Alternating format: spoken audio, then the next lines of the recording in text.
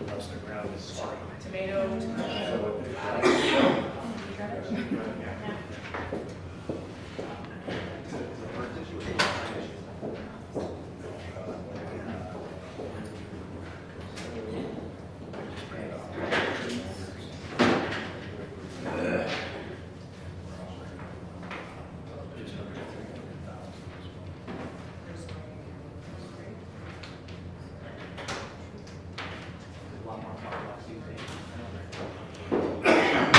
We'll call this meeting to order at 5:32. Any declaration of special interest for general nature thereof, please declare it now. Seeing none, we move forward with the agenda. The in-camera agenda at 5:30. Motion on the floor by Councillor Mabey, seconded by Councillor Floody, that council adjourn to form in-camera to consider personal matters about an identifiable individual, including municipal or local board employees as it pertains to HR. Any discussion on the motion? Seeing none, call the question. All those in favor, please signify.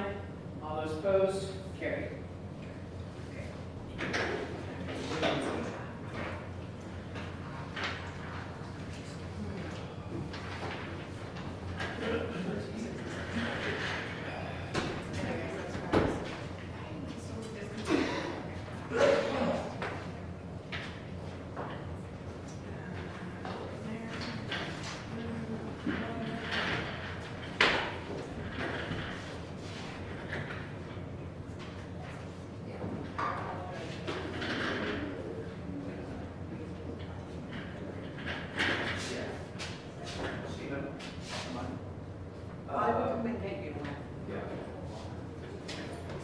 And can you message me? Or are you coming in? Thanks.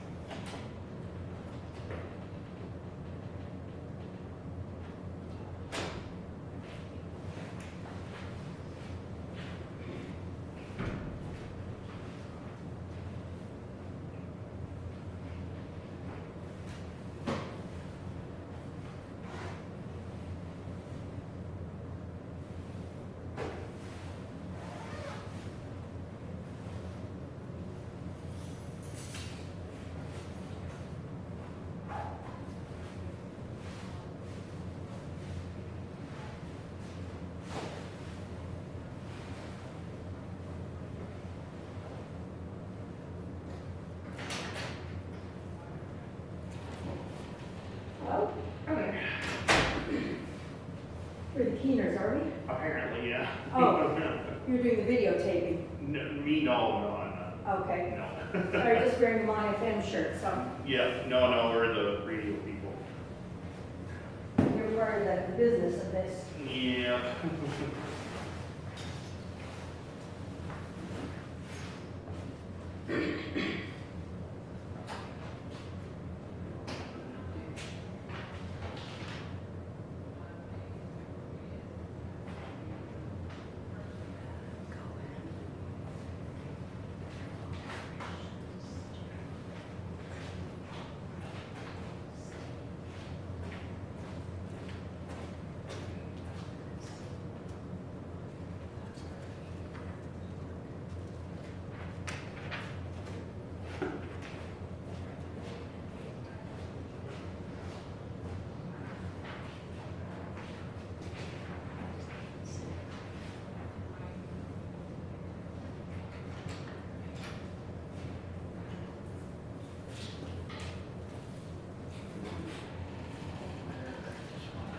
Hello?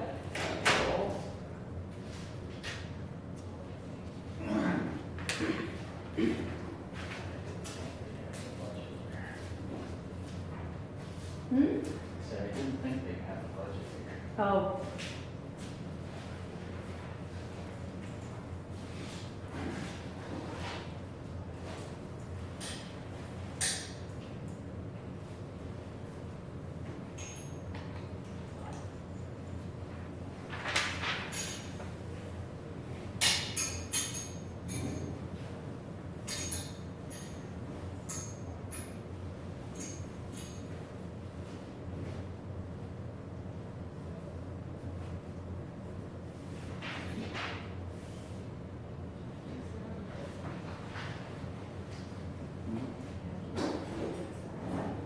They're still not seeing the increase.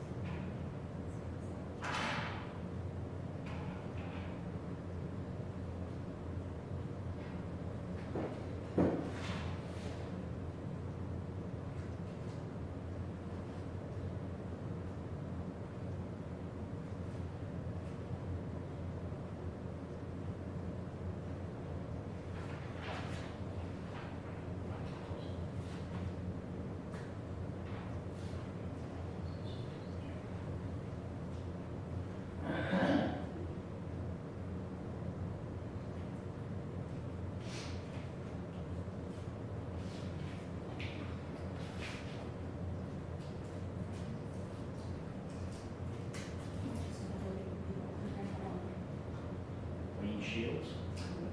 This is my wife's right. No. I lived in the township all my life, Uh-huh.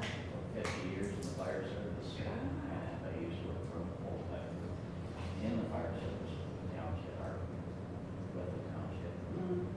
So, yeah. So are you in the village or in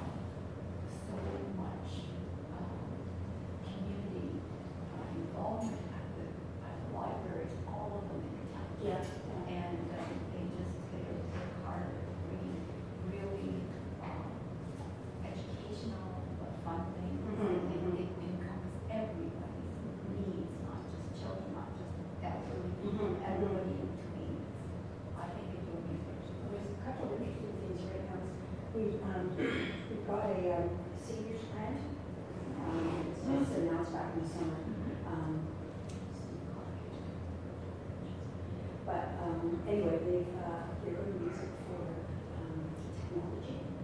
So they've, hired somebody who's just on contract, to work in this, because there's a lot of seniors who don't have that, and, you know, if you don't have somebody in your home or immediately available to teach you this stuff. Yeah, well, I think it's great. I mean, and it changes, and it's always evolving. Oh, yeah. So fast anymore. When I retired, I felt quite confident. But it's been 7 years. So the new generation is Yeah. back to the tech. Exactly. Yeah. And technology's changed quite a bit. Exactly. And, so, yeah, I'm interested in, seeing what they want to do there.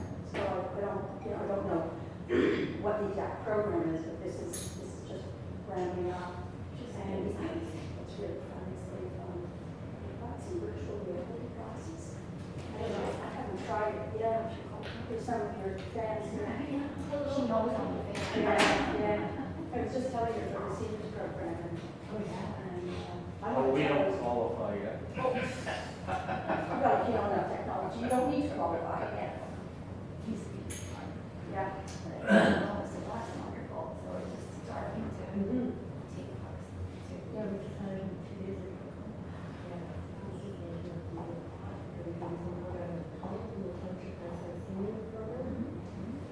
Showing a lot of children, and also meeting the seniors that are ready to see, what are their needs. Yeah, so I just really think that. Hi, how are you? Good. I think that's amazing.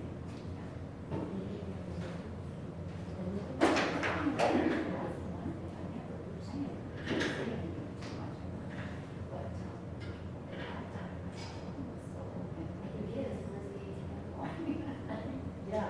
So what program? The bank motion. Oh. Yeah, and they always have the ATM in there at least. You know what, that's odd, right?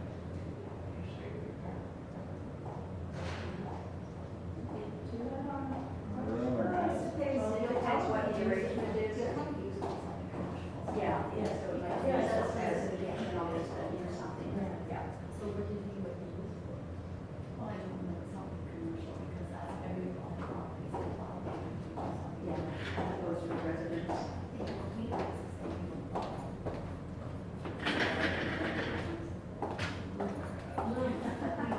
Very fine. Nobody knows nothing. Yeah. So thank you for your donation.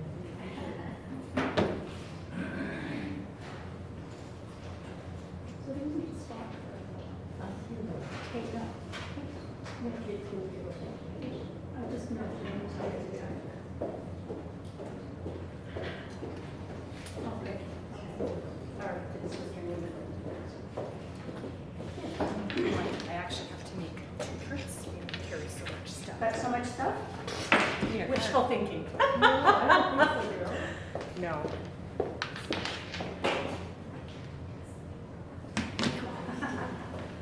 Some days better than others. I like the picture of your baby there.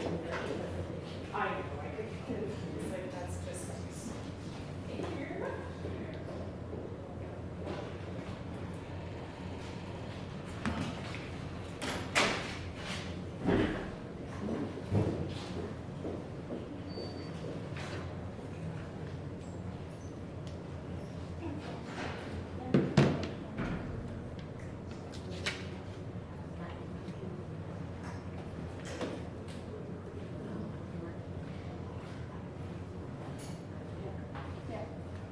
Cute. Cute. No, she's fine. Oh, cute? Sorry, you're cute too. Go here, go. Where was I going? I don't know.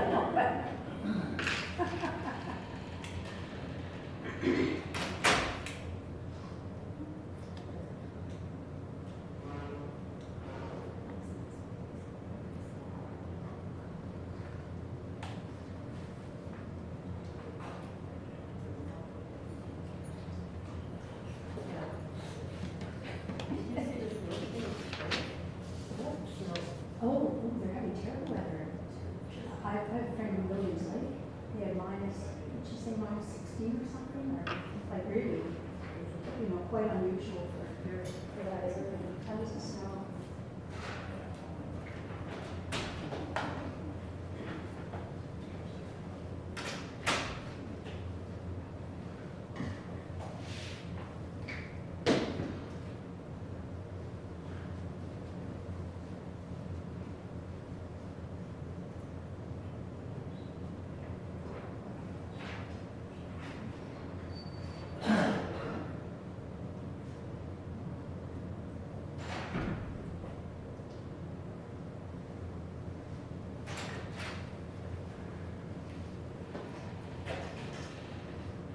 How are you?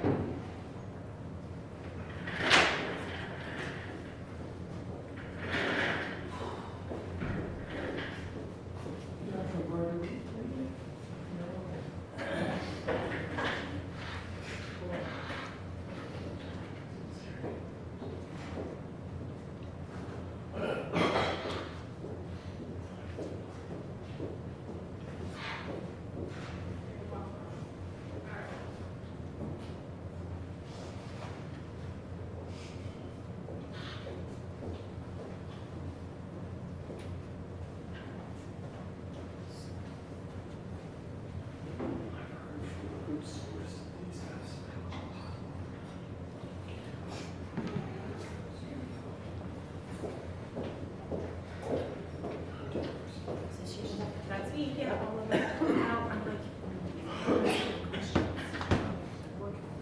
Oh, is that Thank you, Kate.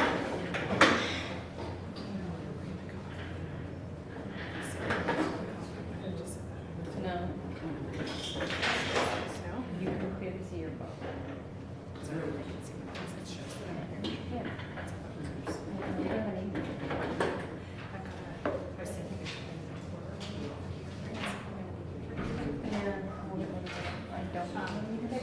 Same name, first name. Just put tape over Just the like a edge. good note. Exactly. Because I need to get my business cards updated. Yeah. Yeah, so I would like to, because I don't think I ever ordered one for Patricia. My office supplies budget was a little tighter than last year, Oh. so, Like a nameplate. no, Or or business cards for it. I need to get myself. Just give me Don't do that. Don't do that. Because it seems a little dark right now. Yeah, we Until it's- stick around. The first year is always fine. As far as she was at. Exactly. Exactly. One report that I actually have to take budget stuff, no, I can keep saying that to you. Application. I got an email this morning, it's postponed indefinitely. Remember that, cybersecurity promotion is just. Yes. No. Oh, yeah. Yeah, I thought that was a pretty quick turnaround. Because even if you don't get it, you get back on. Yeah, Like, figure I should send her out, this is what you need. well, exactly. Or just tell us no, so we're not sitting there waiting, thinking we can't start until we get. But I was gonna check to see if Yeah, and well, I called the other one that we just applied to on behalf of the fire services. Because I requested $80,000 from them to do a review and assessment. Yeah. Modernization sort of thing, and I called it. I just called it, I said, look, you may not be able to give me an answer, but I said, we're about to approve our budget, which means we're lining up RFPs, RFQs, what is our work plan gonna look like, and just if you could give me a general guideline, and then that would help. Oh, end of January, that's perfect, that's really all we need to know. When did you put it in for that one? That was December. Is it a meeting? This was. But not all of them are like that. There are ones that I've applied to for Kim, and I've literally waited, like, there was one I applied to for in May, and I found it over Christmas holidays, and didn't get it. I'm like, it's a good thing it wasn't Okay, urgent. so it's not unheard of that it's not. No. Now, if it was November, December, January, it wouldn't hurt to, Yeah. even if you just call each other. He was, or June, like June said. Sure. Well, she's. Oh, well, then I definitely call it. Yeah. It doesn't hurt.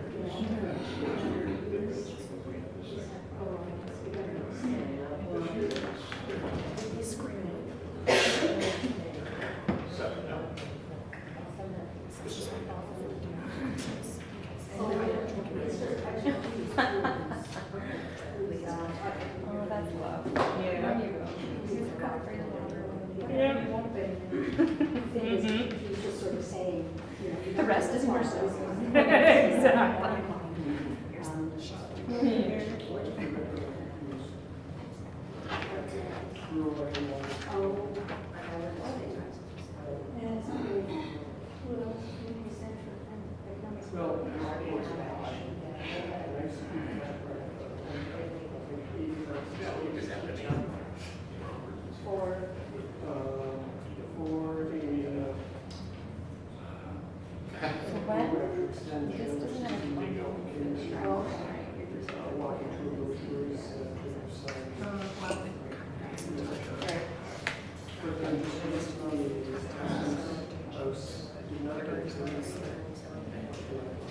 Because what I want to do is do up here.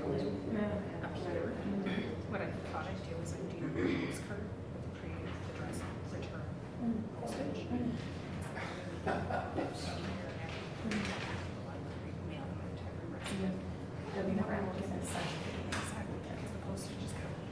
And if we send it to residents, then that means our seasons. Because that was my only concern. It's one of those where you can get it done.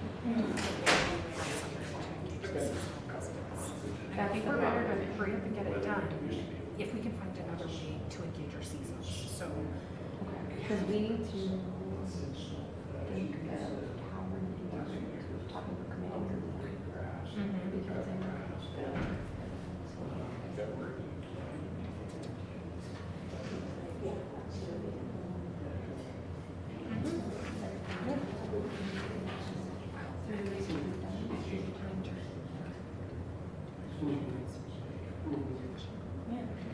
so I think this is what is for. Oh, well, here's a pillar, so I have one for pillar. So maybe you have a government, which is more like a clear. So exactly, but it could be. But it might be stuff like that. It might include stuff, emergency control stuff, right? Like things that you and I would have to deal with in terms of what do I need to communicate and when, how are you going to, what kind of training do you require, how do you require your services? Because as the weather changes, we're gonna have more significant events. So maybe it becomes a strategic priority, and we have a community with working groups under it. And then if we have a sustainable communities, it's like taking here and saying, okay, so what is that? What is that? There's recreation, there's programming, health services.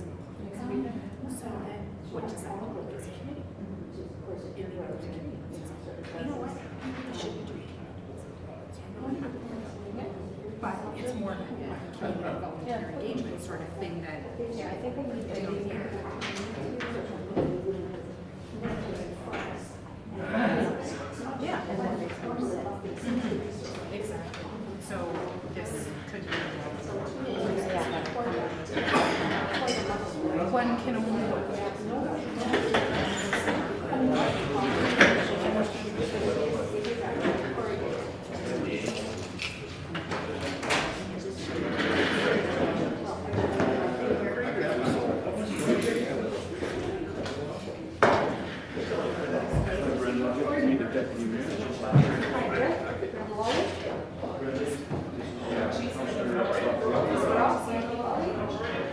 Hey, Vanessa, how are you? See you? Hi. Yeah, hi. You're Brian. Yeah. Brian Davey, yes. And That's Terry. I've met, sort of seen all you people in meetings and things, but I've never met sort of all that. Right. Yeah. I know Mayor, of course. I know where. And, Yeah. And Marcus. Hi there.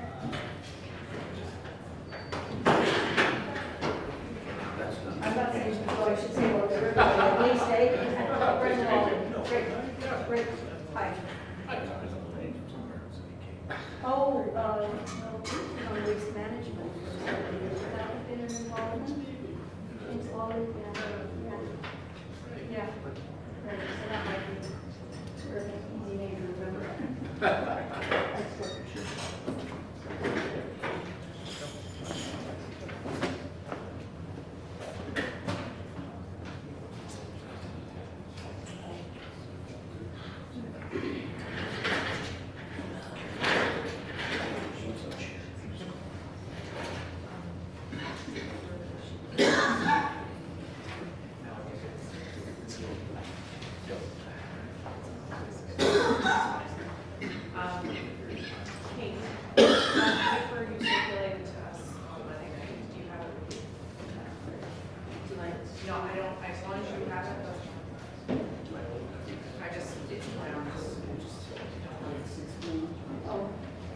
May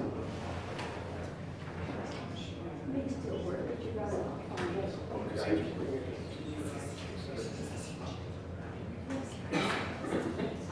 It's really good.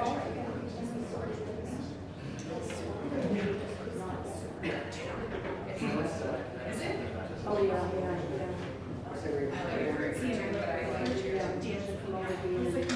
Orange. So my way I'm like,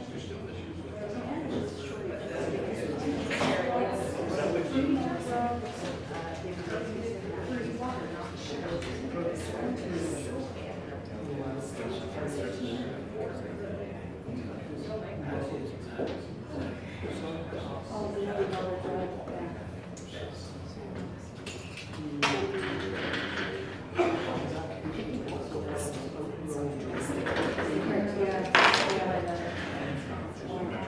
Yes, that one gets it every day. We spread it. Yeah.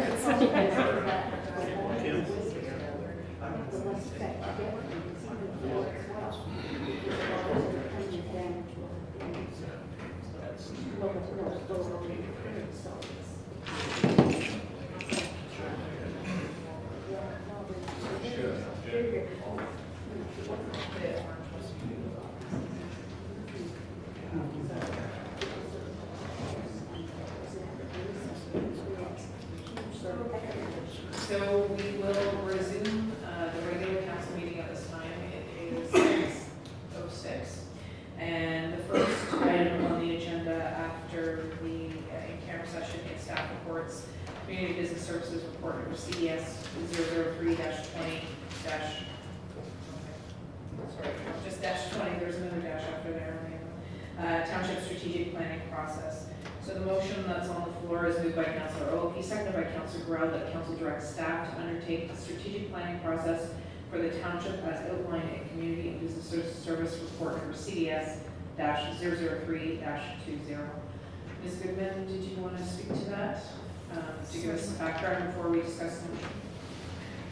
Absolutely, thank you, Your Worship, and through you, as this council is very aware, our former council, 2014 through 2018, embarked upon the strategic planning process.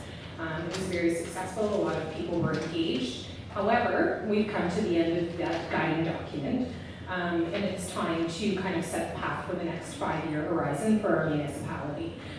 The timing is great in terms of we've had an opportunity to have everybody kind of come on board, understand some of our opportunities, challenges, weaknesses, and strengths. And the $30,000 required to complete the process is included in the budget. And I would like to point out that not all of that will be allocated necessarily to a consultant. However, we will use some of those funds to make sure that we're doing arm's length community engagement, but that's not being skewed by staff or council. But additionally, perhaps looking at an opportunity to do a mail out so that we can capture seasonal residents, same as we would with the newsletter or tax bills, because we do recognize that I'm being a little bit more aggressive in terms of the timeline, but I know that this is an important document for us as a staff level in terms of helping set direction, budget, resource requirements, etc. But we still want to make sure that all of our residents have an opportunity to engage and participate. I welcome any questions from council. Any comments or questions in regards to the motion that's on the floor? I guess you did a very good job in explaining that. Thank you, Ms. Goodman. We appreciate your efforts. And we look forward to the strategic planning process, provided that it passes, the motion passes. So I will call the question. All those in favor of the motion at hand, please signify. All those opposed, carried. I do very much look forward to that process and meeting and discussing this with the residents at large, and hopefully we do receive some good feedback from the seasonal residents, and I appreciate that extra step. So thank you for identifying that. Next on the agenda is finance report number FN-00420 2020 proposed operating budget. So I'll put the motion on the floor, and then we can have a robust discussion in regards to the options that have been suggested. And if that does not suffice, then we can make amendments. if need be. So moved by Councillor Oki, seconded by Councillor Grau. Option 1, that council approve the 2020 municipal gross operating budget in the amount of $14,934,071 with a net levy requirement of $9,977,100, resulting in a township tax rate of 0.004222624. Option 2, that council approve funding of $71,200 from cash in lieu of parkland reserve for the 2018 capital work for Atto Channel Park, 9460, and approve the funding for $43,000 from the cash in lieu parkland reserve fund for the 2019 capital work at Atto Channel Park, 9460, and that council approve the 2020 municipal gross operating budget in the amount of $14,834,071 with a net levy requirement of $9,877,100, resulting in a tax rate of 0.0041838. Okay, so now that that motion is on the floor, I would like to entertain questions and concerns from the councilors. And if there's something specific other than direct tax related, if you'd like to direct it to the director, that's fine as well, and they should be able to answer questions. So, who's first? Deputy Mayor. Thank you, Your Worship. I'll start it easy and I'd like to discuss option 2 and Atto Channel Parkland. Over the years since we got started, there's always been a bit of contention over what the township deems we should do there and what the residents nearby deem that needs to be there. So I just want to be sure that there was a standing committee. I'm not sure where they are right now. Past Councillor Lee and myself joined a couple of the meetings, so I want to be sure that there's that connection to make sure that this funding is actually needed, because I have been to the park and met with a small group of the residents there, and they're not asking for a lot in the park. There's been some issues that have been unresolved that I think they would rather have than something relatively grandiose, but let's make sure before we go there. Thank you, Deputy Mayor. Ms. Goodman, would you like to speak to that? Certainly, thank you, Your Worship, and through you. I believe this recommendation, and I will defer to the treasurer on this, is a reallocation of past spent funds for work that was completed. And so that includes the trail, the pouring of the concrete pad for a future pavilion installation. What we're endeavoring to complete, which is included both in the operating budget and capital budget, is park signage. So park entrance, park rules, trail space signage.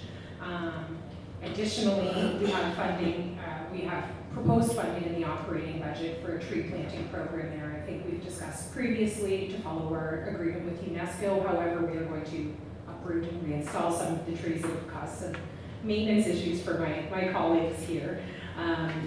We have been endeavoring to meet with the committee that was established that we've been working with over the last 2 years. So that's a group of residents from the western portion of our township. However, given the time of year, most of them are away or planning vacation. So we're looking at a date in early to mid-February at this point, just to reconvene and touch base on priorities. But I do understand it, speaking with a couple of representatives from the group, the real push this year will be to attract people to the park to use some of the recently installed amenities, such as the trail systems and new benches and whatnot. Thank you very much, Ms. Goodman. Treasurer, can you clarify her earliest comment in her dialogue in regards to the transfers? Thank you.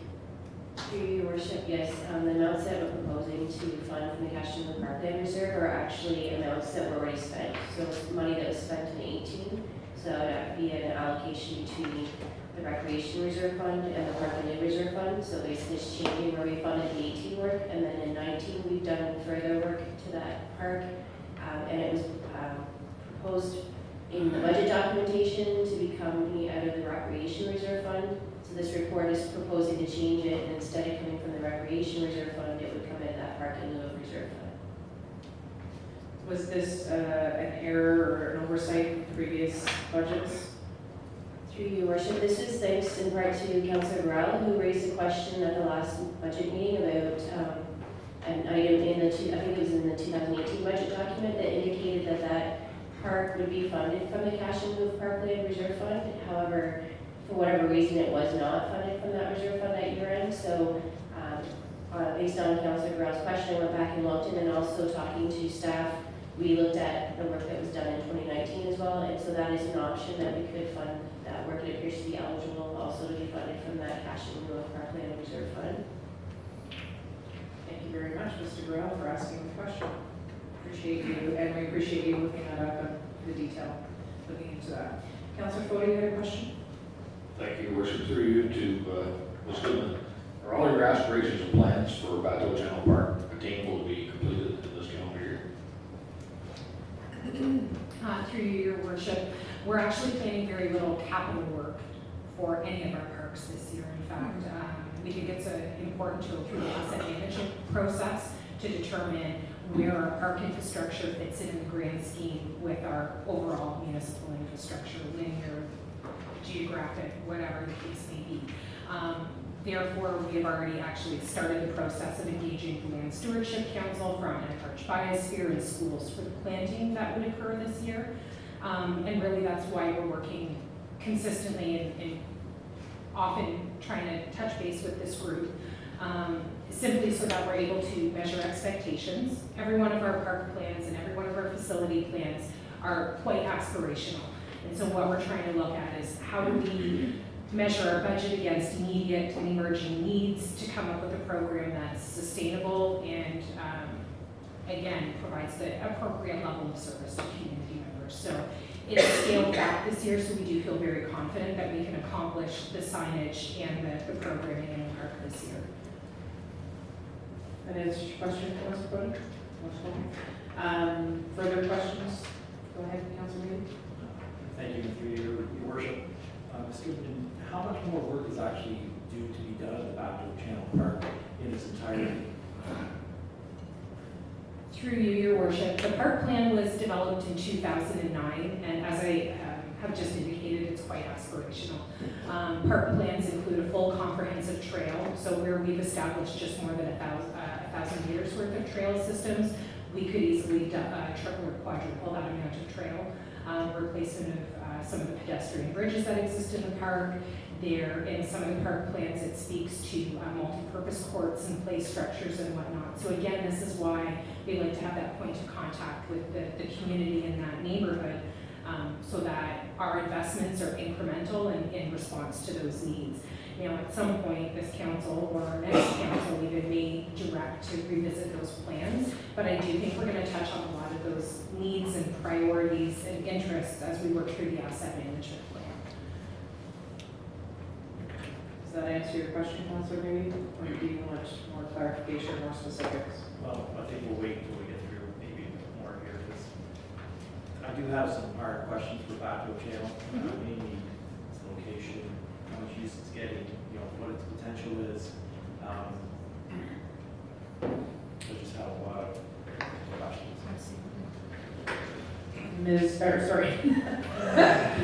Sorry, Director Goheen, I apologize. I was looking at Caitlin.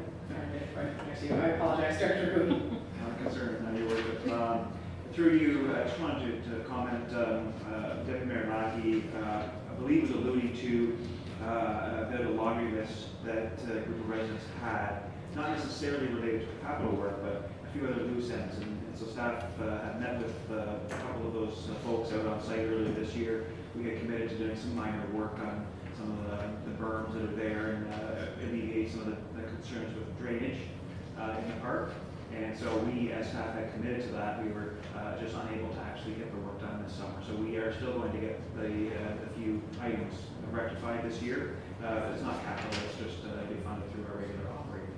So that's been accounted for in the operating budget. Your costs are perceived to be minimal for the work that's required, so we'll cover that up. So we have given our commitment and we do stand by that. We were just delayed a little bit in actually implementing those plans. And the other comment I would make, Councilor Meady, is that as we get into our strategic planning, if parks and park development and that sort of thing is something that really close to the top, well, then certainly we can meaningful conversation about parks development in the future as we work through that and develop some sort of longer-term financial plan. Because as you see, we don't have a lot of cash in that particular reserve that funds those projects. And so therefore, we'll have to take very critical views of really all parks capital in the future, unless we make changes.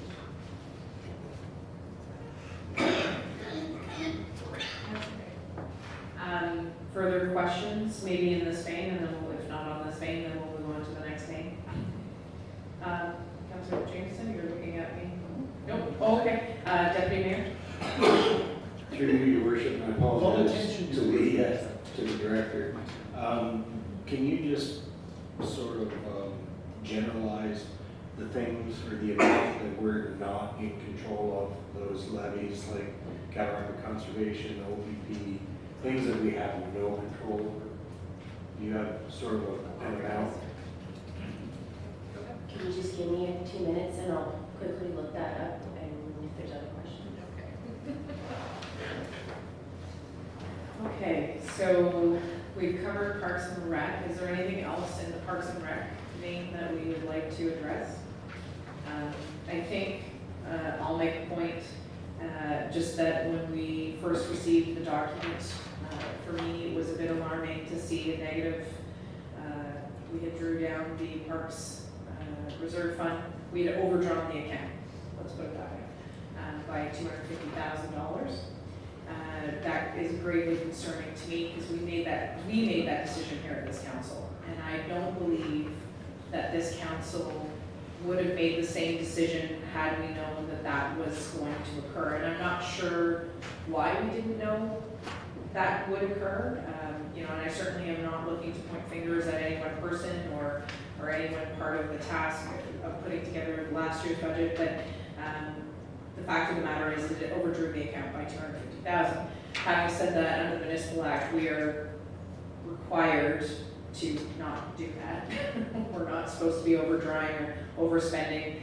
It's kind of ironic that we're the lowest tier of government, if you will, but we are held to different standards than the province and the feds. They continue to overdraw, but that's my little job. So I think that this particular part of the budget is really important to go down the path that Councillor Mabey made, or the point that you made, Councillor Mabey, is that we really need to set some priorities, and the strategic planning process will be an important piece, as well as the asset management, which is all coming together at the same time, so that we know that our funding matches our aspirations, and that our strategy and our plan match the funding that we're looking for. So that's all I'll say about that. Do you have the information you need, Treasurer, or you need some more time?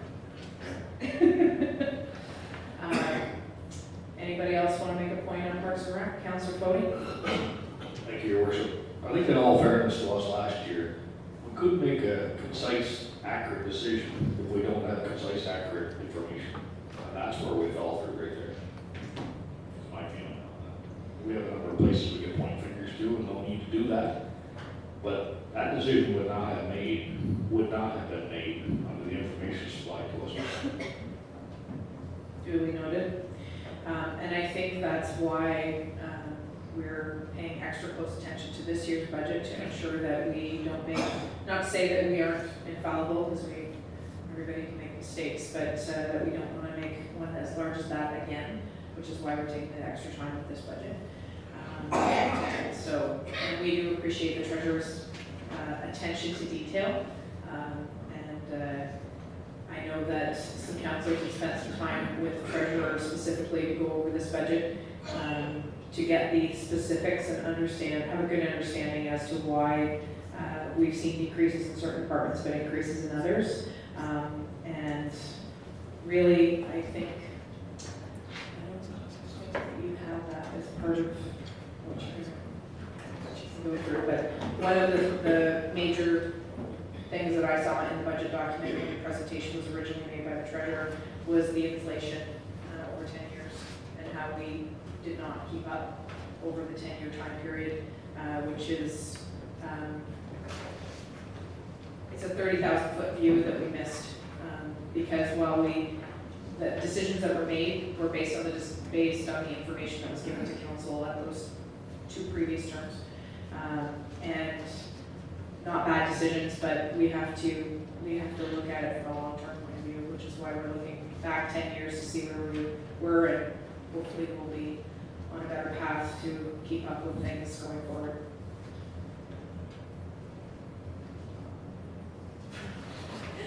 Councillor Jameson. I'm gonna give Treasurer a chance. Are you still at it? Still at it? Okay.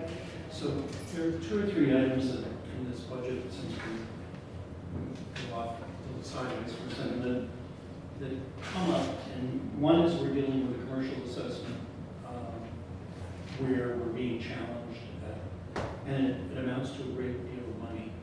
So the first question, I'll ask them all at once. Is that imminent? I'll leave that as a point raised. The second thing is that we have some concerns about declining revenues from the casino over time, which of course affects capital investments, but will ultimately have impact operations. It's just inevitable. Do we have any sense of where that's going? Provincial transfer, we don't know at this stage what that provincial transfer is going to be, and it is not necessarily, tone of optimism is not there from my point of view around how they're going to handle that transfer, unless there's been new information since we first took over this budget. The third thing, and it's all in the same pot, is we deferred force with the customs house amount of money, $43,000, which was that taken out of the capital fund? I'm a little all over the shop, and I'm taking advantage. I believe we did defer that decision, and we did take it out of the capital budget, but not to say that we would fund it. It would be in addition to the capital budget that was approved. It was taken out of the capital budget that we passed. But we have it slated to be further debated at a later date. All right, and then the final one was the library budget of $450,000, which we deferred, and I'm assuming that's still deferred until there is a specific discussion by council about whatever's been submitted, as opposed to passing it tonight. Passing the budget with the deferral, in other words, the amount of money becomes a placeholder, and we defer until we have a more robust discussion about the information that we have just given. The deferral, the motion to defer the library budget was just to defer it, I believe, to this particular body. If there's further discussion here that isn't satisfactory, we have the opportunity to defer it again. But I believe that the intent, if the clerk can, the intent was to discuss it this evening and get a sense of whether we were satisfied with the additional information. I know there was additional information sent out to all the councillors. I met with the library chair, board chair, as well as the CEO a week or so ago, and that information was sent out. So they are here tonight, so they can answer questions if need be. And then if it's the will of council to defer it further, then that would be an amendment to the motion that is currently on the floor. Okay? My request is that we defer it so that we can have a set of time for a robust discussion with the library officials in order to interpret some of this information that was provided to us in the last few days. I'm going to ask the treasurer to answer the question that was already on the floor, and then we'll come back to your point, Mr. Jameson, and have further discussion in regards to that, okay? Madam Treasurer? Through your worship. Sorry for the delay. So the OPP budget's $1.9 million. The CRCA budget's about $158,000. And then in terms of expenses that we don't really have a lot of control over, I'm just quickly pulling ballpark numbers, but for example, utilities and insurance, which we really can't control for the most part, is $845,000.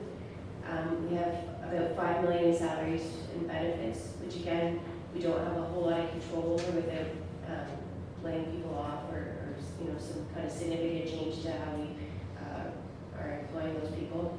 And then we have 2.9 million in transfers to reserve funds, which is obviously discretionary at council's discretion in what we put in the budget. But if we kind of look at those amounts and not wanting to, or not able to really adjust those amounts much, that's almost 10.8 million, which is about 72% of the total budget. And that's just off the top of my head, so there might be other things that we really can't control, but that's just kind of a high level. Does that answer your question, Deputy Mayor? More or less, I can do the math and come up with the number I'm looking for, but, yeah, thanks. I think that was actually a really good question, because there are things that are prescribed that obviously we don't have as much control over, like the CRCA. We have representation there. The discussion in regards to having a police advisory committee is important because that number continues to grow, and whether we have any effect on that is going to be up to us. And obviously hydro and insurance, we're at that mercy of that at a larger level. So, Deputy Mayor? Yes, and actually what I was looking for was sort of the percentage, because obviously, I think Brock did the quick math last time, it's $100,000 is 1%, so, you know, obviously, there's a large percentage of this budget that we don't control, that, you know, people have to understand, we just can't do anything about it. We will take a break in the middle of this meeting at some point. I actually have a county binder out of my car. I will go and get it. There was an exercise which maybe we could have our own treasurer do, but they broke down what the average taxation dollar would be at the county level, how much of it went to ambulance service, how much went to insurance, how much went to administration, how much went to buildings and facilities. It was a visual, like $365 was roads and $82 was EMS. And so at least you knew exactly what portion of the budget dollar went to that. So it was a visual, and it was very powerful. And it was the first time that it had ever seen the light of day at county council. And that was something we just did yesterday. And that was part of the presentation, not part of the binder, so I only saw it yesterday, but I will bring that in, and if there's a way that we can show it here on the slide, I think it's good general information for the taxpayer, because as Councilor Garrell has brought up a number of times, 40% of our funds go there, and people wonder what it goes to, so it's a good visual. Further discussion, Deputy Mayor? Just to Councilor Jameson's discussion of the library board, again, I need some information, because just looking at the general levy and the numbers at the bottom as far as the anticipated reduction over the 2019 budget, it doesn't make a lot of sense to me, because actual to actual, there was $136,724 not spent, but we're, you know, year-to-date actual versus budget was 142.9. So in actual fact, we're upping it by 6,200. So I need some clarification.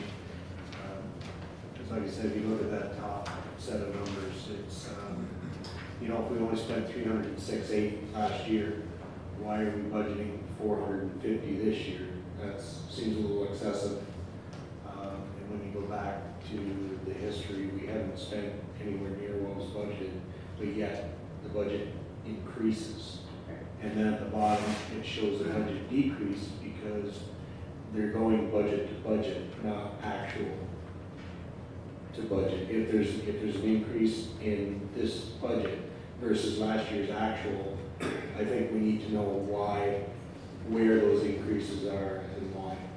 The CEO from the library is here, so the CEO would like to answer that question. And in the meantime, we'll have a further discussion. We'll go back to Councilor Jameson's point after that. Thank you, Your Worship, and through you. The actuals we were provided were based on the August actuals from 2019, so they're quite far back, and they were provided at the time that we were working on the budget, because then the information to take. So those are not actuals to December of 2019.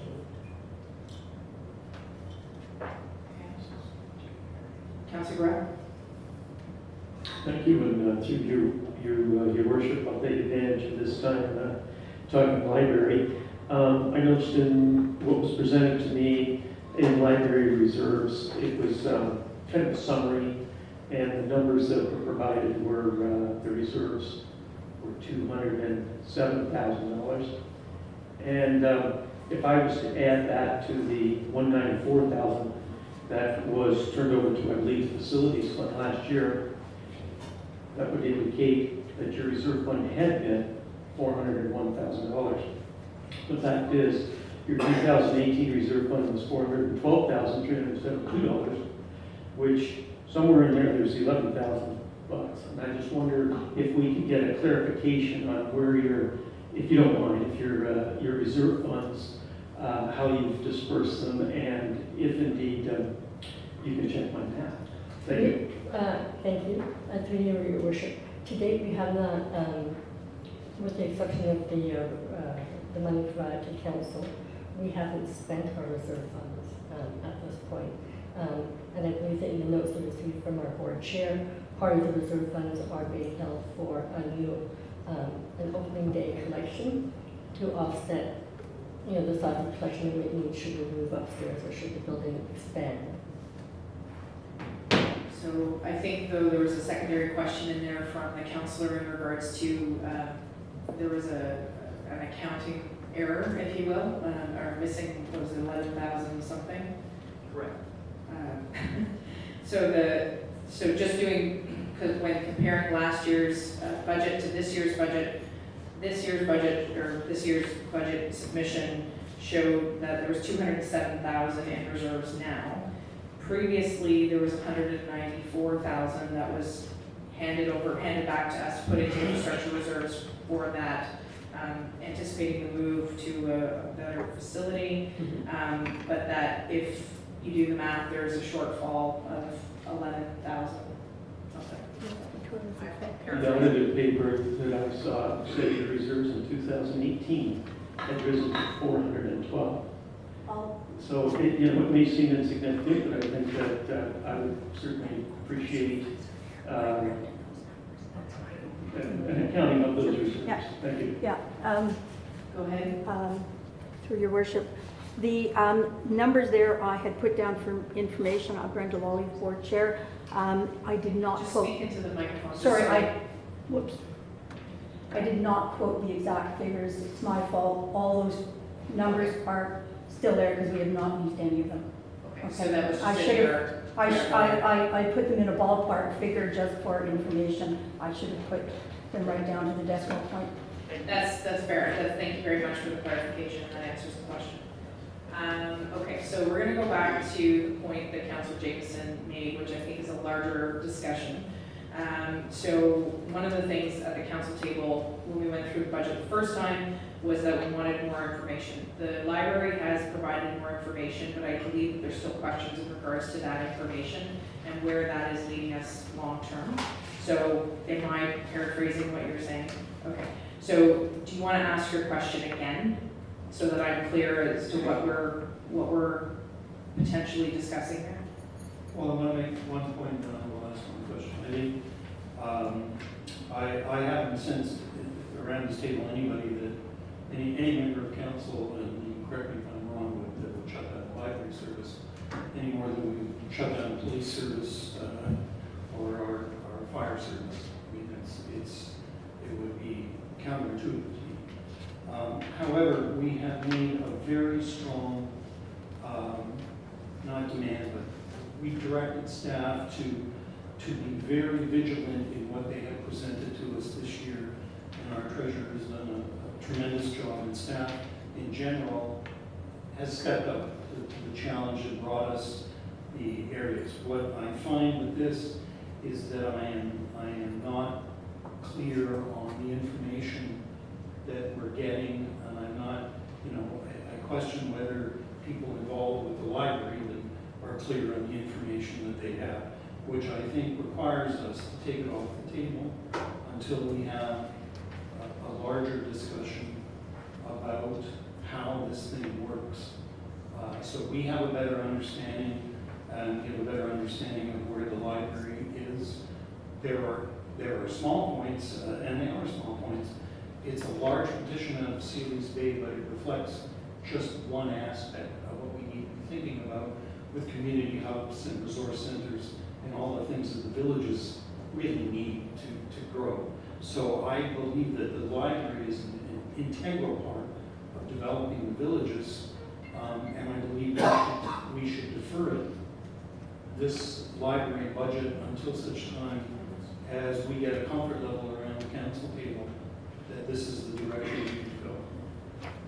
So, Madam Treasurer, you can maybe help me out with this, as I'm thinking on the fly here. Would it be plausible to earmark the funds that are budgeted in the 2020 presented budget for the library subsequent to a further discussion on long-term strategic planning, or I'm just trying to get, I want to be exact in what we're asking so that we can be clear with what the hesitation is for the library board to have this approved or not approved at the table as part of the operating budget as a whole. So I want to be clear with the expectation of what do we need to do in order to get this approved so that they know.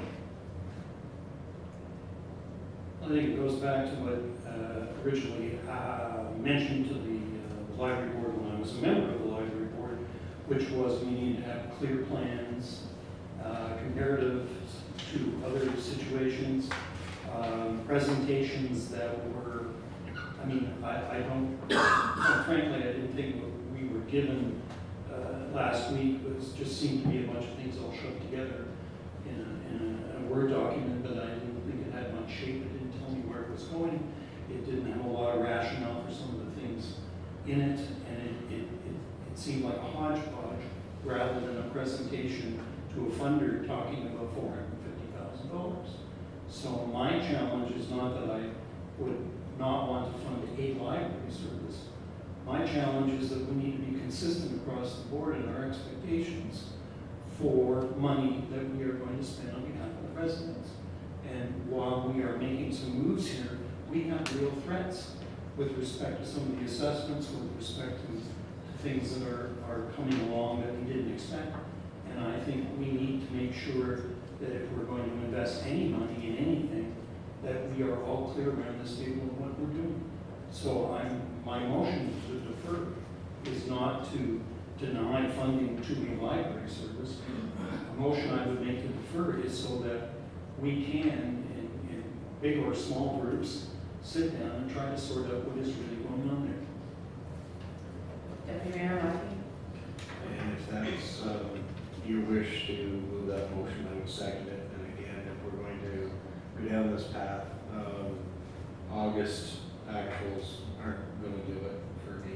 We're going to have to come up with a little more up-to-date information on this particular budget.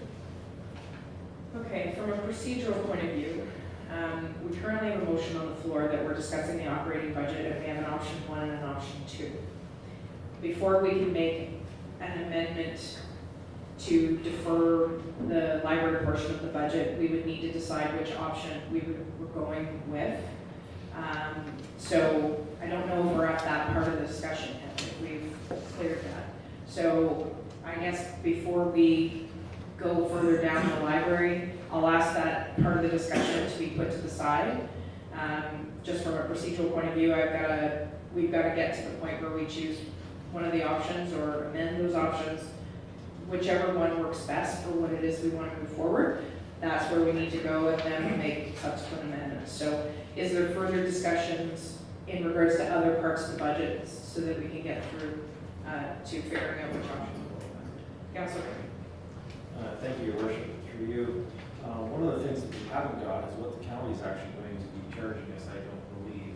So in my mind, we really can't decide on this budget until we have that quantified. As much as we have had the education one kind of given to us, and again, I had the opportunity to talk to the treasurer, and I thank her for all the time in going over the questions that I had. But it still comes down to, we haven't got all our ducks to say that we can, you know, put our mark on this yet. Okay, so, I'll just do on this vein, the proposed decrease to county budget is 0.33%. That's the proposal. I believe option 1 is anticipating a 1.5% increase to county. So just as, and if you're not comfortable approving based on not knowing county, that is entirely your prerogative. I'm just giving you what the specifics of, and option 2 is assuming the same, that the county levy would be 1.5%. So we have a buffer already put in there, should county increase. But as it was presented, the first go round, we got through not all of the operating yesterday.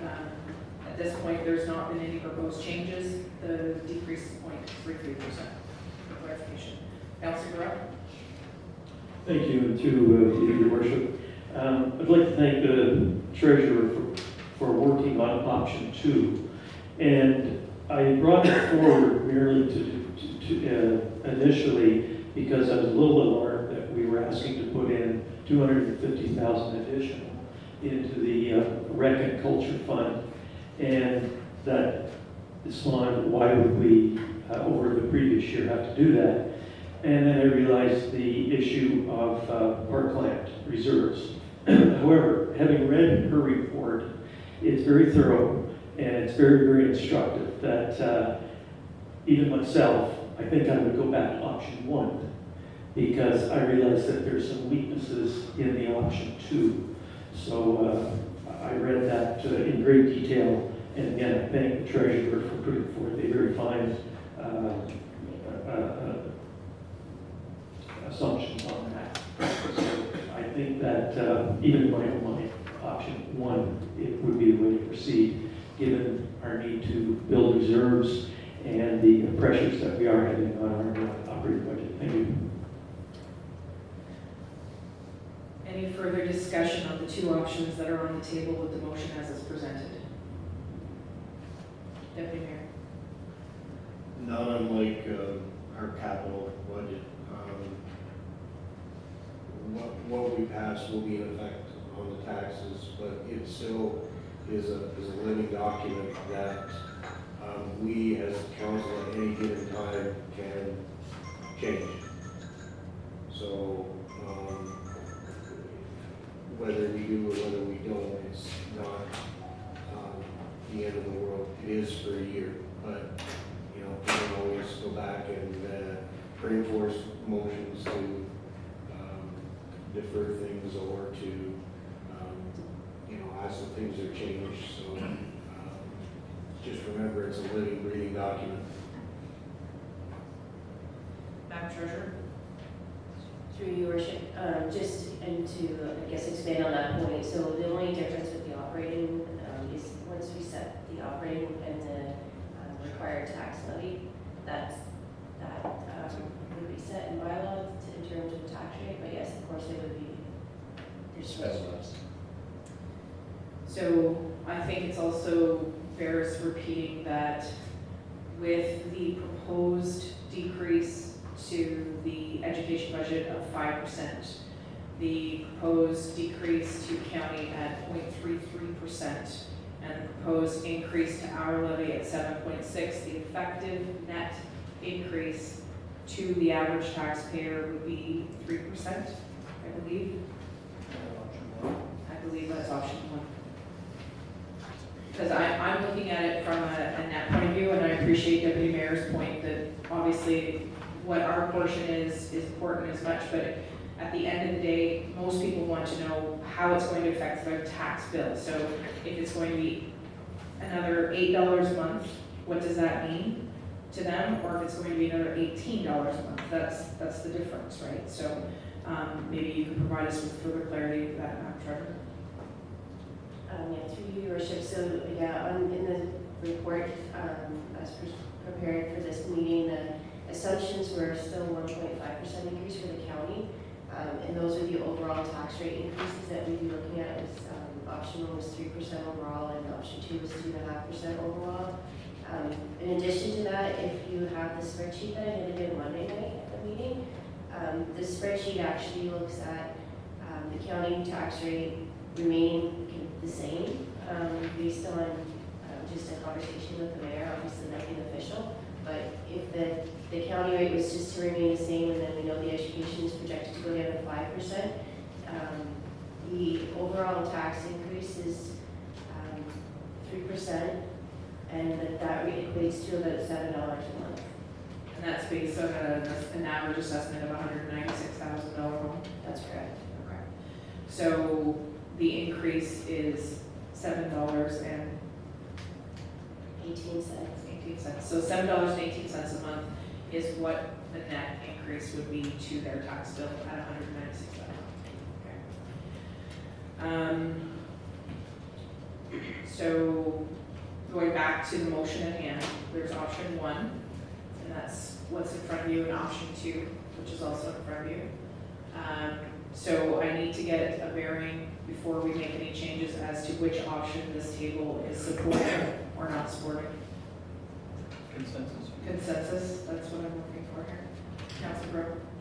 Actually, that is for further discussion, but it's which option we're going to be discussing, is that correct? Correct, so that we Thank can keep going down that path. Is there anybody, so option one, can I see nodding of heads? That's what we're, oh, okay. So if we're heading down the path of option one, we can put option two to the side, and then we can ask further questions in regards to the budget and make amendments to option one as they are needed. Okay? All right. Clear. So, further questions in regards to option one and the budget that as it's presented.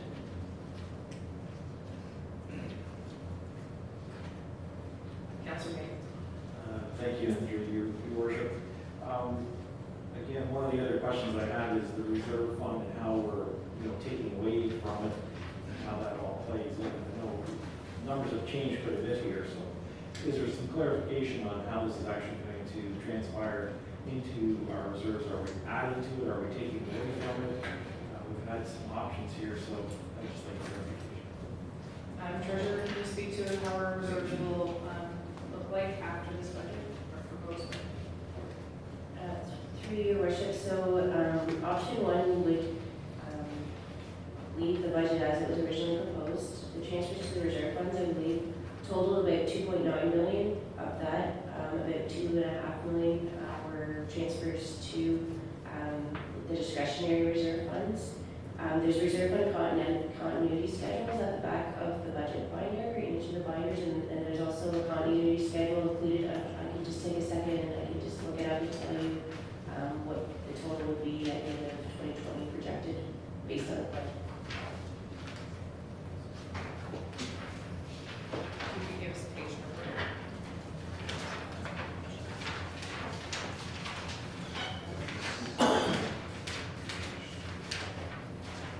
I believe it takes us back to page 58 of the original binder. Right down there. Page 58. So page 58 of the budget document. Correct. And so the schedule shows at the end of 2020, based on the projections, the totals almost 6 million. I need to get glasses. I went to the other office this week. We all need to my favorite thing there.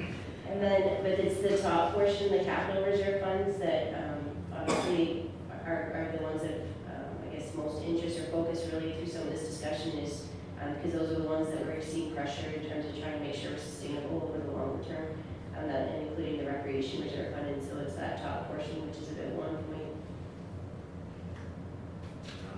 1.9. Thank you, 1.9 that we might want to be looking at and kind of how that's what the trend or pattern is in that grouping of reserve funds. And I think just as an overriding comment, when we first started here, under the previous council, the reserve funds were as high as 7.9 million, and down to 5.2, I think after the last So we're in a declining reserve.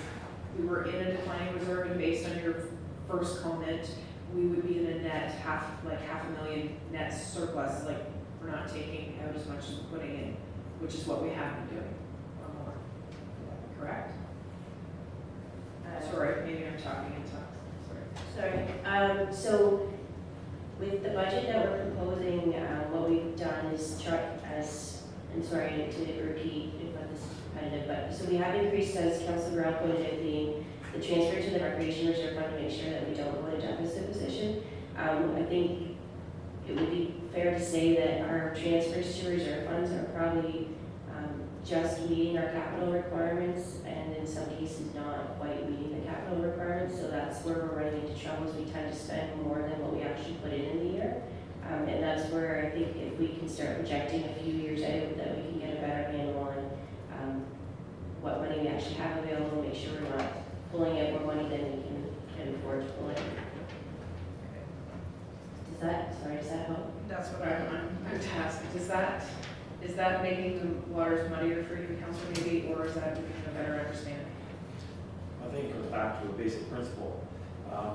If we're taking too much from the reserve, and someday we may need it, I think we need to be buffering our reserve, not depleting it. So if there's a way of managing that a little better, or if our, and I hate to say this, if our taxpayers have to pay a little bit more to help bolster our reserves, maybe it's something we should be contemplating.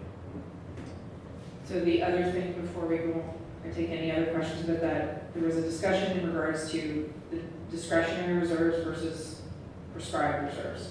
And that is really only 2.9 million of the projected reserves are actually at our discretion. The rest of them are prescribed. Is that correct? The 2.9 are earmarked for capital, that they're not regulated, so there is some discretion there, but there are other discretionary reserve funds. They're about 434,000, and there's another 900,000. So those other reserve funds, per policy that council has approved, to have guidelines in terms of how they're supposed to be spent. And as we've discussed, I think previously, some of that reserve fund also includes the 600,000 modernization funding that we received. So again, there's money there that council can choose to do what you wish with, but what we've, per our policy, what we set aside for capital right now is that first section. The other point I would make is that if we're going with option one, it's assuming that county would increase at 1.5%. If county does not increase by 1.5%, we should have the opportunity to bolster further reserves with the funds that aren't going to county. If that, does that help? Okay. Councillor Fody, and then Councillor Fody, and then Councillor James. Thank you, Your Worship. To our treasurer, that 2.9 million you referred to a moment ago going into reserves, that was based on your numbers from previous, not what came to light here tonight with the county budget being a negative 1.33. Am I correct? You're correct, yes. The 2.9 is what we prepared and originally presented December 16th. So it includes about 2.5. Basically, it's taking the casino money, but plus a bunch of other money that we budgeted to put in the reserve funds. Okay, well, further to the question, I'm satisfied that that's what's going to happen because, in my personal opinion, turning around the trend we have of tapping into our reserves is not an option. We have to build that back up. The taxpayers may not know it, but they got a free ride for several $1 million being taken out of the reserves the last number of years. They may not realize where it went or how they benefited, but nonetheless, it happened. But we need to turn that around. And to me, there's no better time than right now. If education is going into a negative increase, the county's going into a negative increase, and we could make an adjustment that's livable, and then capitalize on those two negatives, here's the chance to put some serious money back in the reserves and turn it around and get it headed in the right direction. Councillor Jameson. Just like to speak generally in support of what I'm hearing from Councillor Maybe and Councillor Fody, simply because, yes, the opportunity is there, but but we haven't really discussed, or we don't talk about if we have some major climate event that affects every department, and we don't really have any reserve to accommodate something that's coming along and it's bound to come along in the weather environment that we deal with now. So if they're as angry as some taxpayers may get, it's better than us having to go down the road and borrow against the future and have the taxpayer pay an increased amount of money and interest and everything else. If we, quote unquote, bite the bullet now, and over the next 2 years, we may also find, and that's the other point I want to make, is the good work of our staff and our treasurer in presenting this new approach means that we are going to be able to make some projections with some confidence. I mean, you can never make total accuracy, there's no crystal ball, but we can make some projections over the next several years. We may find we needed to do more today in order to be in better condition in 4 or 5 and 6 years. So I like the direction. I know it's not going to make people happy necessarily, but I think this is kind of the time to do it. Just a technical question for the treasurer. Any surplus of funds in the 2020 budget at the end of the year, where does that money get put over to? The working capital reserve, or do you come to us for direction to direct that into respective reserves, or how does that work? Right now, through the policy, it goes to the working fund reserve. So I think it's important to note that working capital reserve, I believe, based on this table, at the end of 2020, sorry, $1.3 million. So generally speaking, the working fund should be. Well, that's a really good question, Your Worship. So that is 1.3, and that will include the 600 and change for modernization funding. So I just don't want to lose track of that. And I think as far as your question about what an ideal balance in that working fund reserve would be, that would be part of what I will try to look at when I look at the reserve fund policy, because if there's already been requests, I need to make some changes. I think a thorough review of that policy and looking at trying to work with council to come up with some strategies around what levels we do want in the reserve funds. And it really is hard to say like a level or a percentage or a number, because it depends a lot on council's appetite for balancing between having the money in the reserve funds versus borrowing versus pay as you go. So increasing the levy to actually just pay for the capital as we incur it. It's a kind of a very complicated question. I appreciate your attempt to answer it. Personally, I think an organization such as ourselves that is a total of 26 million between capital and operating, to only have technically 700,000 in working capital reserves is nowhere near enough. And that's my layman's terms. If you look at it from a household budgeting exercise, you usually make sure that you have enough money set aside for the roof that's going to go in 5 years, or the furnace that might give out in 2, and all those sort of things. And that's why we're so legislated as it is, as the bottom tier of government. We shouldn't be going into debt, and we have the benefit of having the additional 1.5 million from the casino as well that other municipalities don't have. So, I had the treasurer look at, if we did not have the 1.5 million from the casino, if we were like every other municipality in the United Counties, what would our tax rate look like if we had to fund that 1.5 million on our own?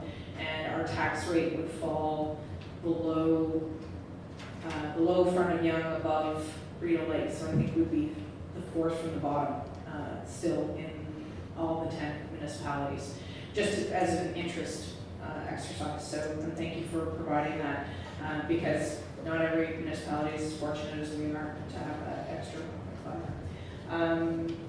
Councilor Brock. Thank you, Your Worship. And again, just looking at these reserve funds, it might strike someone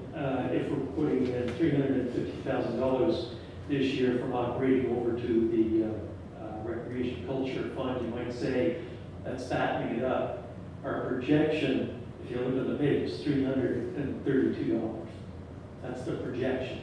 So to me, one of the pressures that was identified on the operating budget this year clearly was the shortfall in the rec and culture. Well, we're setting up again next year, we're going to be in the same position. So you know that next year we're going to be looking at doing exactly what we're doing this year. And there's no way around that. We're pretty satisfied, generally speaking, with the Parks and Rec budget, give or take. But that's the position we're in. So let's not think that $350,000 is fattening that up. It's covering it. Thank you. We're just paying off the line of credit. Yeah, pretty much. Yeah. So I think that, and that's the important piece of the discussion this evening, is that the decisions we're making here tonight are to ensure that financially we're stable going forward, including our reserve funds. Because I believe part of that report was also projected projects, like the Ivy League dock was projected to be done the following year, but correct, but that was $400,000, and I believe Sealy Bay was another 150,000? 120? Okay. 250. But the point that, to expand on what Councillor Gorell is saying, there's $520,000 worth of projected work that should come out of that capital reserve that does not exist. So your point is well taken. This will not be a one-year deal. No. So it's important that we plan prudently. So, Your Worship, just on the point you raised with casino money and what the impact would be if it suddenly disappeared, and that's dealing with capital. So, if that suddenly disappeared, and we'd still stay lower in the tier of taxation, but we'd have to make a heck of a bump in the taxes in order just to break even on that cost that we're suddenly. Right, and Treasurer, when we looked at that as a percentage, that would add another, was it 8%? I can't remember.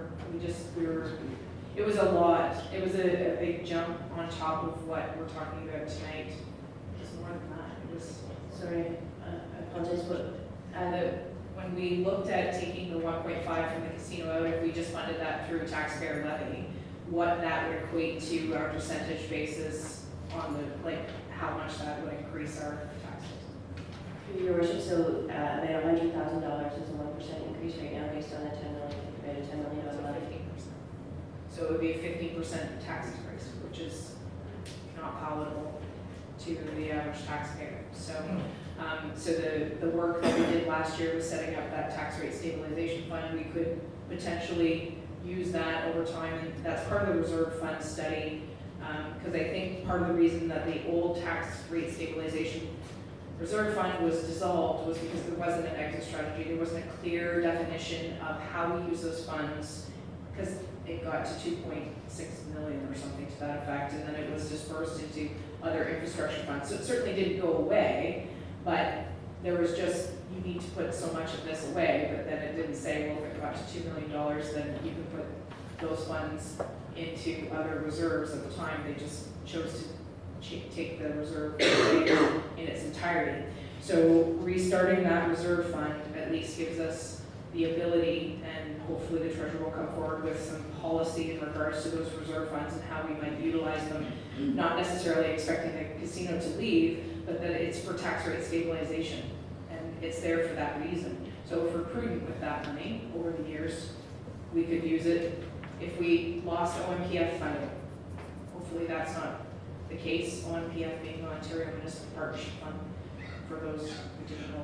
Sorry, I use acronyms sometimes and I assume that everybody knows what I'm talking about. Okay, so going back to the option one that's at hand.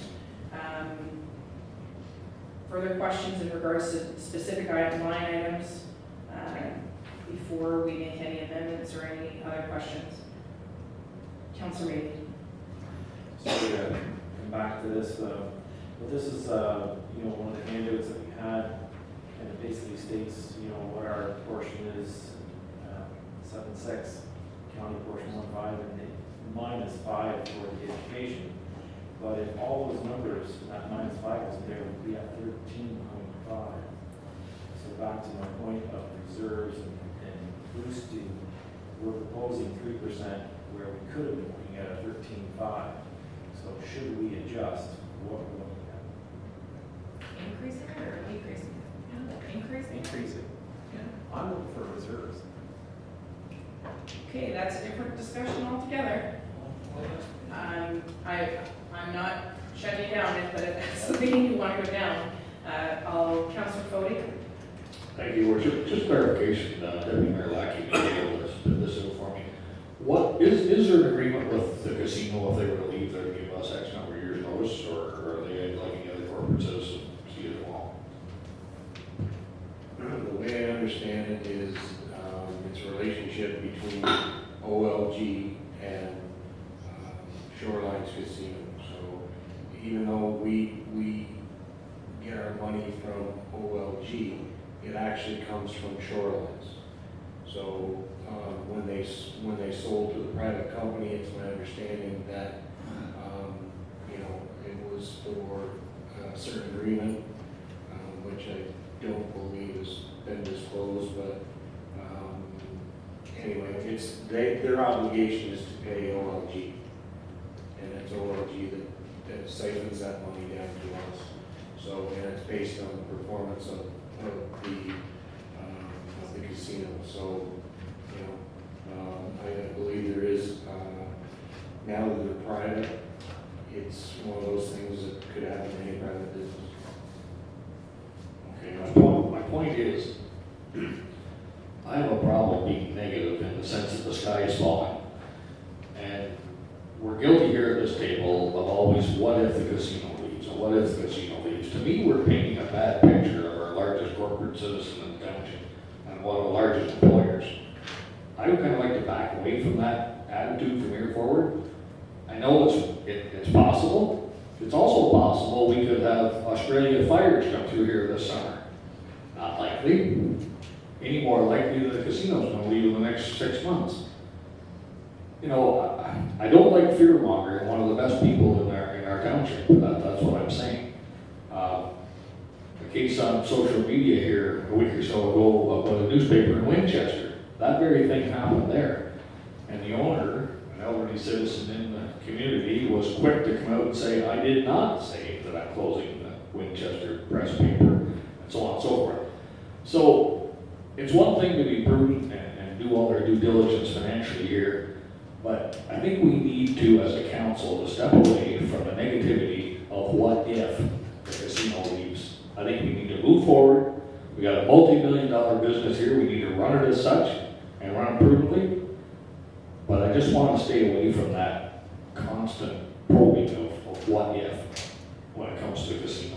If they were, I guess if they were a private citizen that was donating $1,000 a month, and not that the money would be equating, would we still be poking at them? You know, I just think we owe them a little more respect as a council than always be kind of, oh, what if, and what if, and what if. You know, my whole point is, I think we're sending a negative attitude out in the community that the casino may not be here anymore. It may not be. Let's wait until we have to deal with that. As for getting back to tonight's reality on the budget, I agree with my cohorts on either side of me. I don't think it's any different across the horseshoe here. We have a prime opportunity this year to jump in and get this reserves turned around, and I think it's absolutely imperative we do that. Just to your comment, by no means am I trying to fearmonger into the discussion around the table. I think just to be very clear about why I asked the questions if the 1.5 didn't exist is because I don't have any indication that the casino is leaving anytime soon, nor would they not be continuing to be one of the largest employers in the municipality, and that everything that they've signaled to us is that they're here committed to this community, which we appreciate. But I think that we've taken advantage of them. Is the point that I'm trying to make is that we've graciously taken those checks and happily, but the taxpayers here have been given the false sense of security, because if they were in any other municipality, they would have to fund their capital on their own. That's my bottom line. And so we're very fortunate to have them, and the disappointment that I think that I have looking at these budgets and these reserves is that we shouldn't be having the reserve conversation, because our reserves should be more than healthy. And I think that it's the lack of future planning, which our treasurer is now committed to through the asset management training that she's been taking and will be taking us through. It's a strategic plan that we can make sure that we leave this township better than we found it at the end of the day. Okay? So, further questions in regards to option one? Councillor Opie? Not a question so much, Your Worship, I just like to support your remarks. I think striking a balance between prudent concern and forward thinking is the way to go, and to me that's option one. So, I think we've exhausted the questions in regards to specific line items, unless I'm mistaken, if there's anybody here. Okay, so going back to the discussion in regards to the library. Specifically, what is it that you would like to see happen going forward before we approve option one as it sits? And I'll read option one for you again, so we understand what is still on the table. Option one, that council approve the 2020 municipal gross operating in the amount of $14,934,071 with a net levy requirement of $9,977,100, resulting in a township tax rate of 0.004222624. That's option one. So if there's further discussion in regards to the library and the library budget, we need to have that now, or if there's a further amendment that needs to come forward. Councillor James. There was a discussion about looking at whether we increase the tax rate. I believe this is what Councilor Maybe is suggesting. Are we going to discuss that? Now's where you have to, sorry. Now is, if you have a proposal to make, this is where you would make it. Yes.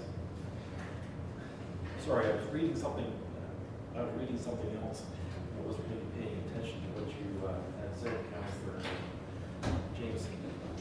Well, Councilor, maybe I was just suggesting we go back to the discussion you were raising about the levy. Yes, and again, I would like to see an increase so that we can help bolster, maybe even by 1% instead of a 3%, it's a 4%. So Treasurer, can you, if county does not go up, if county stays flat at the very least, and let's just assume it's flat rather than the increase of 1.5, would that put the 1.5, does that put another $1.5 million in reserves? Simple math, or is that over exaggerating that number and not apples to apples? Sorry, I might just do your worship, I might take a couple minutes just to calculate it. So we're looking for an overall, if the county stays the same, an overall tax rate increase of 3%, what would that mean for our budget? If the county did not increase their levy, if they stayed at a 0 or less than 0, what would the amount of money left over if we stuck with option one should be left behind based on budget? Do you understand what I'm trying to say? I think so, but option one being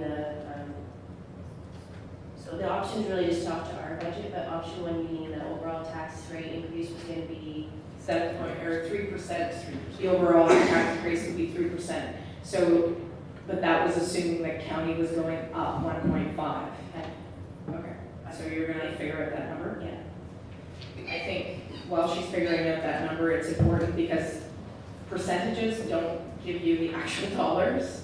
So that's why we brought up how much does this mean on the actual tax bill increase to the average consumer. So that's why I'm asking the question. If the 1.5 wasn't utilized by county, what does that leave behind in our budget that we could direct to reserves? Because that may alleviate what you're trying to do rather than further increasing it.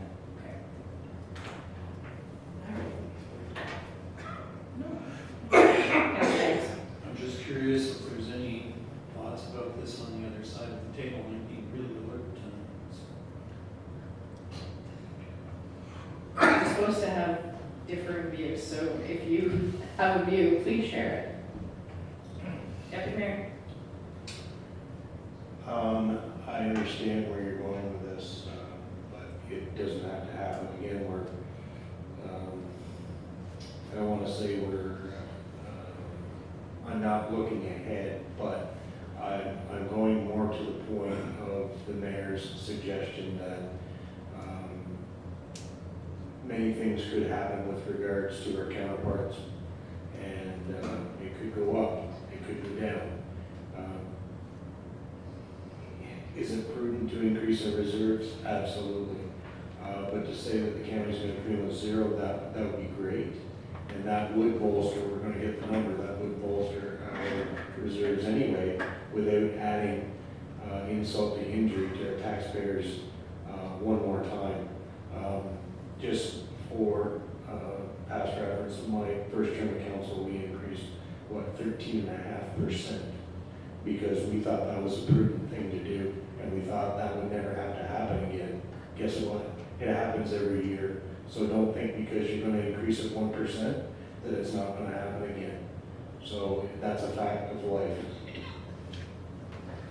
Madam Treasurer, you have a number for us?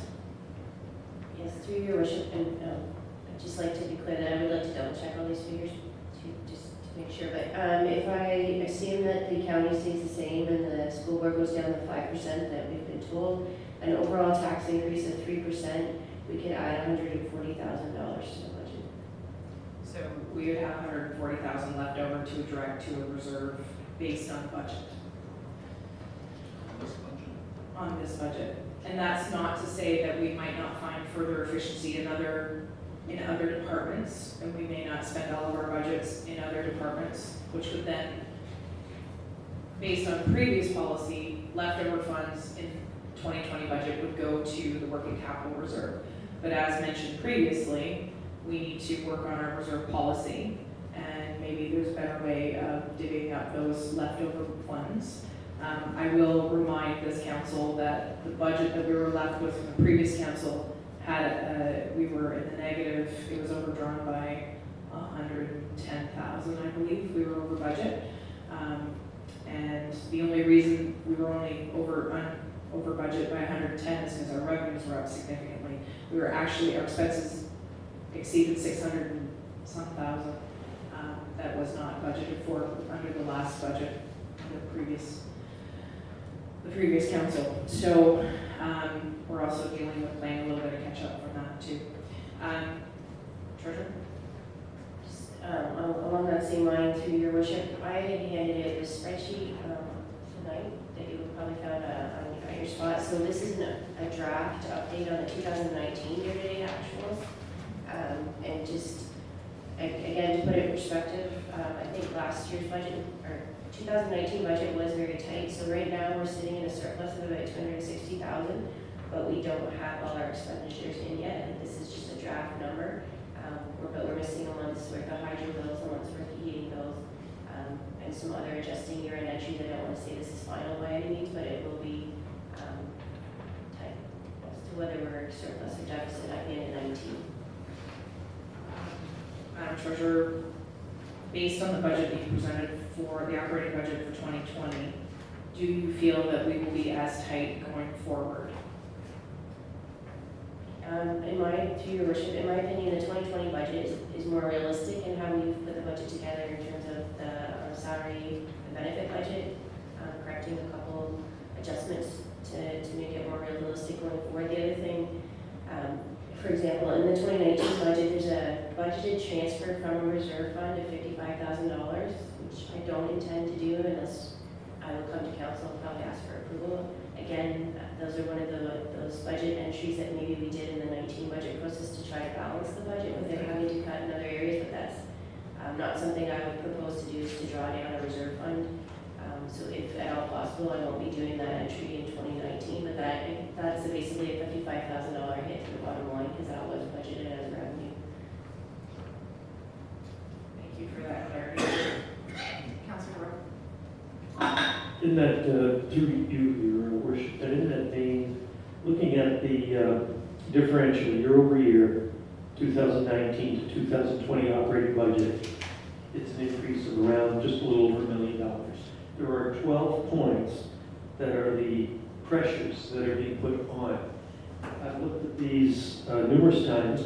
There's nothing up the most outrageous, or the one that I struggled with the most was the 250,000, which now I'm turned my mind around on that one, and I agree with that's a wise move.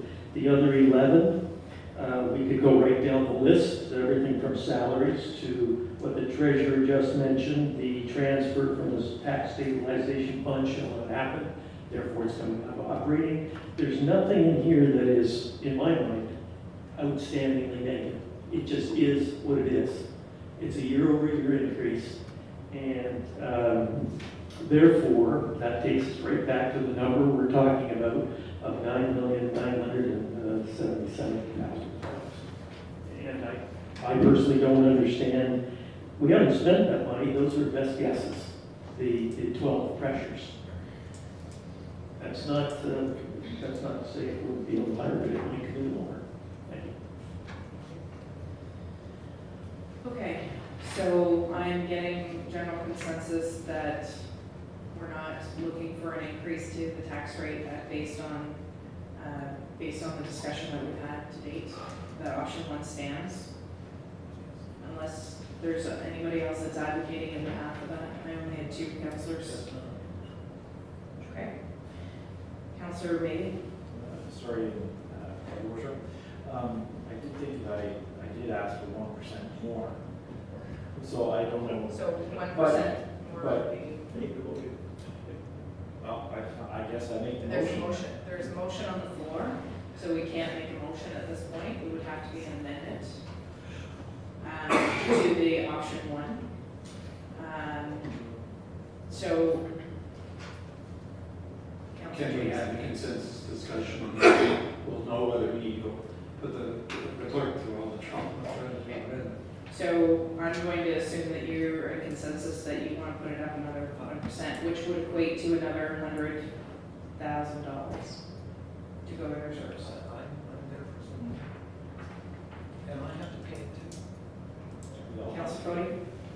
Excuse me, to be clear, we're talking 1% of the municipal.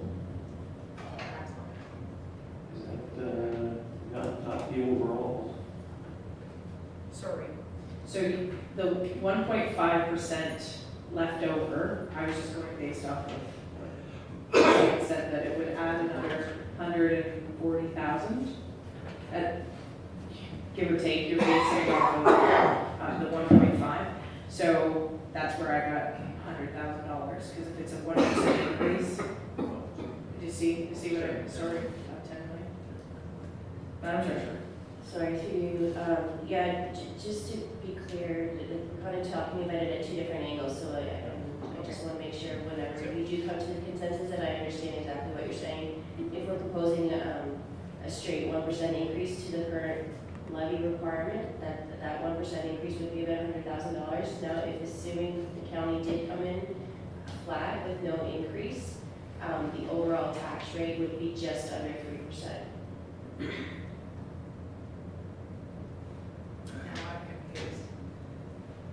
So, through your worship, if you're gonna take a break, I can try to throw something together and hand it out so that council can I see. can't take a break because I got a motion. I apologize. I can lean on the table. I can lay it on the table, that's what the clerk tells me. I can lay it on the table to gather further information, because I think we've been at this for an hour and a half straight. Maybe if we can lay it on the table and I come back to it, a 10-minute recess to gather the document or the information, unless not under pressure. Is that the will of the council at hand? Yes? And then we'll come back to this? Okay. Specific time to come back to would be 7:40. How long do you need? Was 10 minutes sufficient? So 7:40, we'll come back to the table.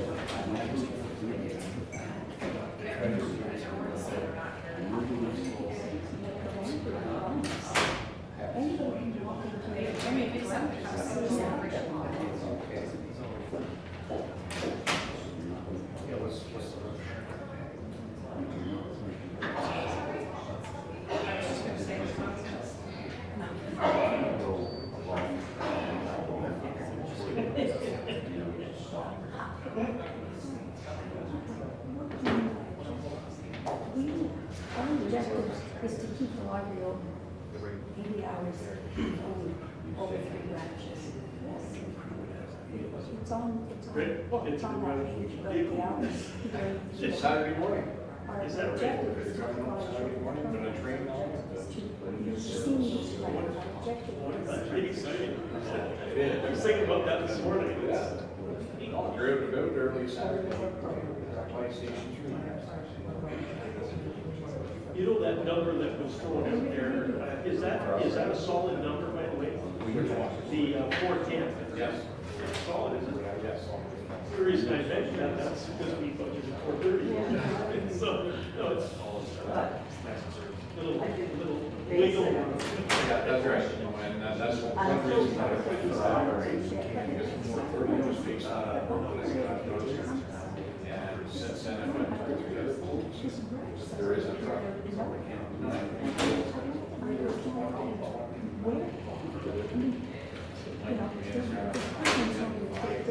Just like the color of my hair.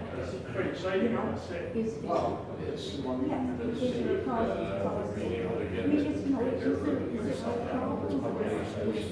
What's the process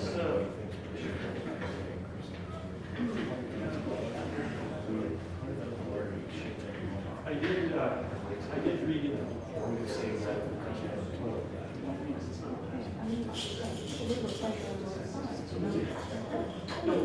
Some, you know, at their very first meeting, go like this.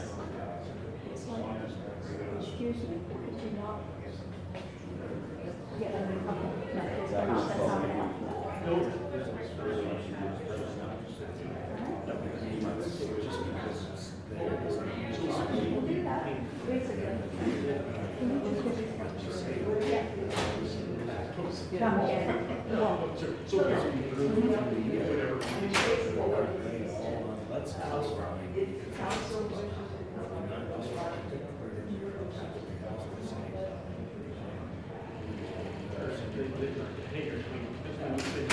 Exactly.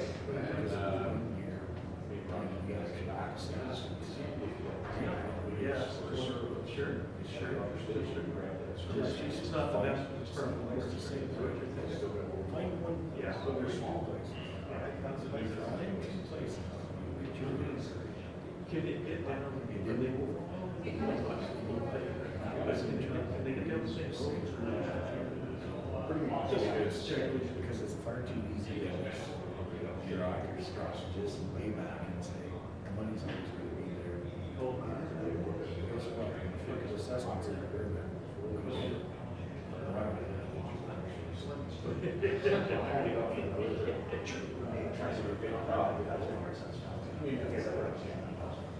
Oh, yeah, sure, I think.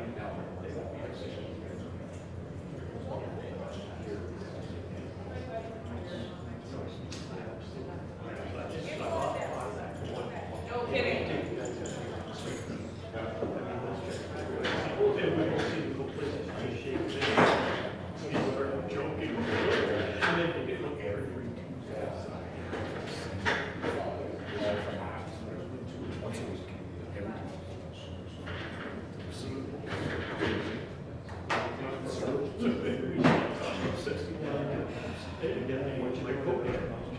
What's coming in?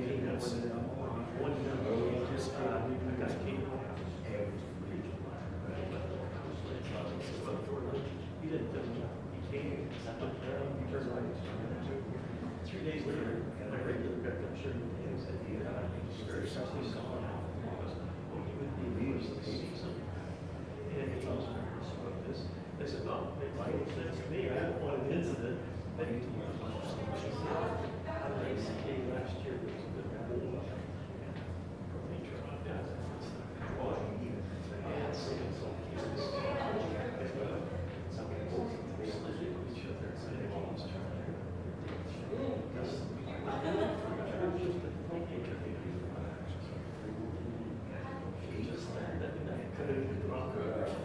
No damage, just it was slide.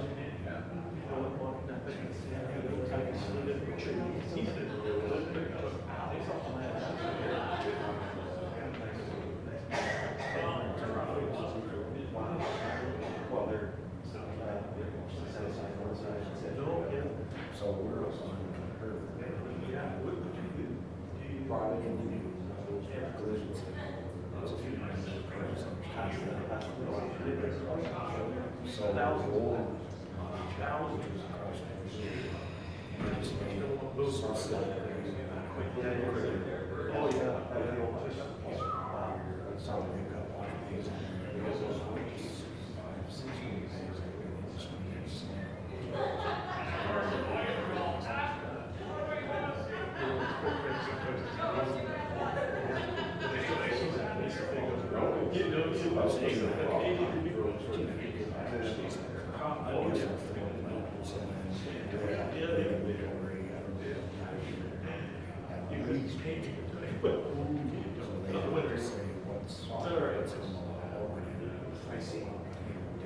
Yes. I mean, and if it's stay there longer than whatever the term, then they start to do it. Right. The first season.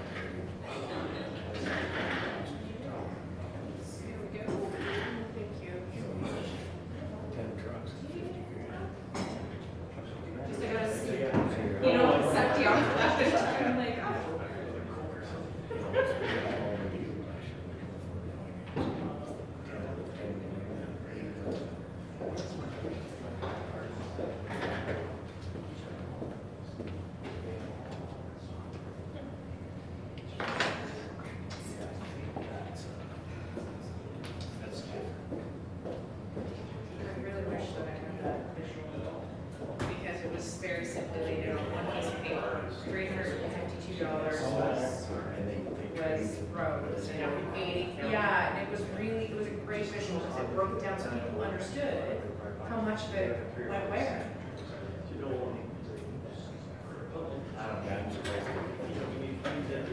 This, and we've been going over this, this, smaller.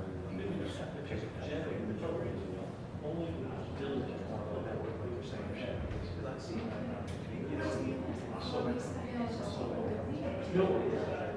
not full.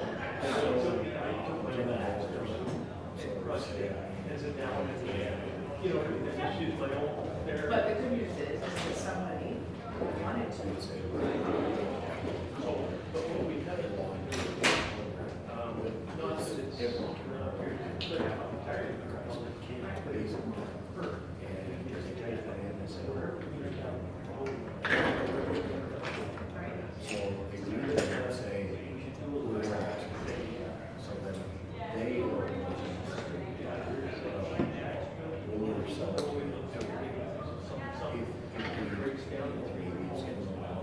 Well, and the other piece They that may say, also and have they to realize this is do police, Oh, fire, county planning, facilities, parks and recreation.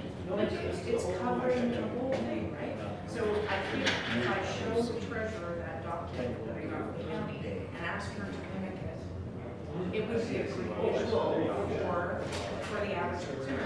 Oh, yeah. Sorry.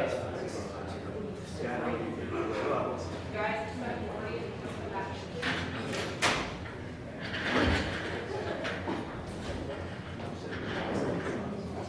Hi, Chief. Leaking water. I'm leaking the corner there. The water leaking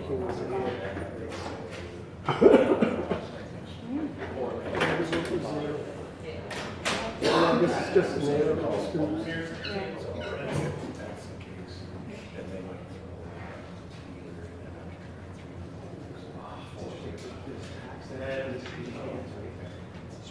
Good to get up and scratch it.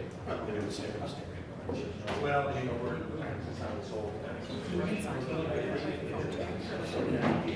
at my desk today. When you call, you were here today. Why? I actually called. It doesn't matter, because every one who had issues, they left.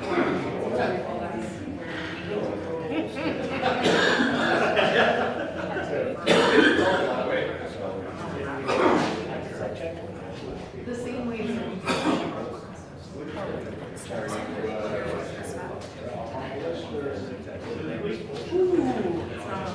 I would not want to be receiving on that one.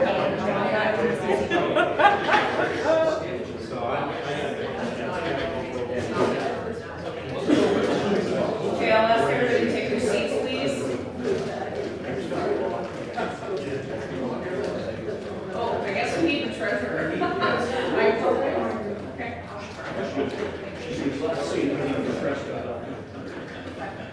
It's like here I am going on. I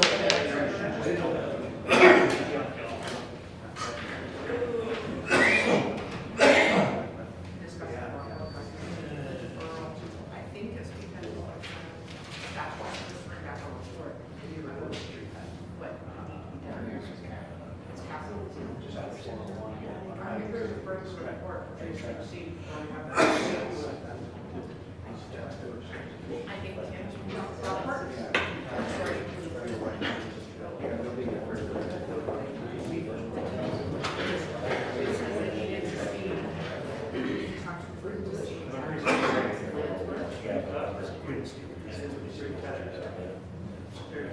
But I think they need further clarification on what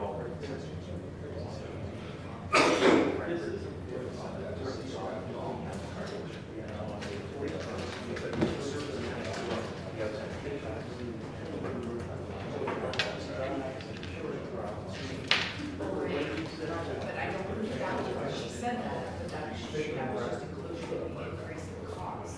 So I don't think it was phrased the same. Here's the breakdown that you and I received in the So what you're saying.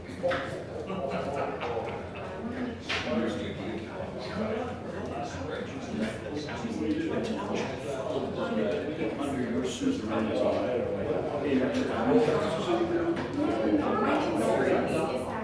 And here we are. Oh.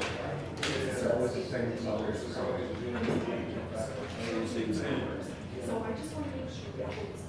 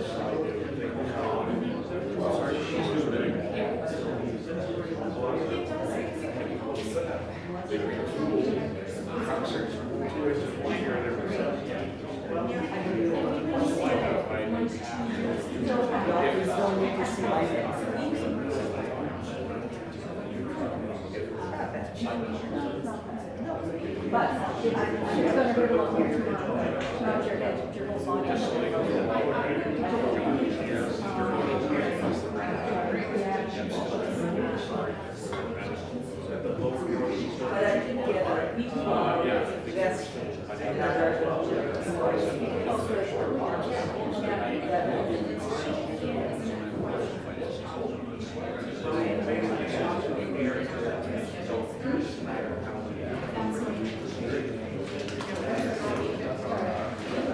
Seamlessly as it would like to.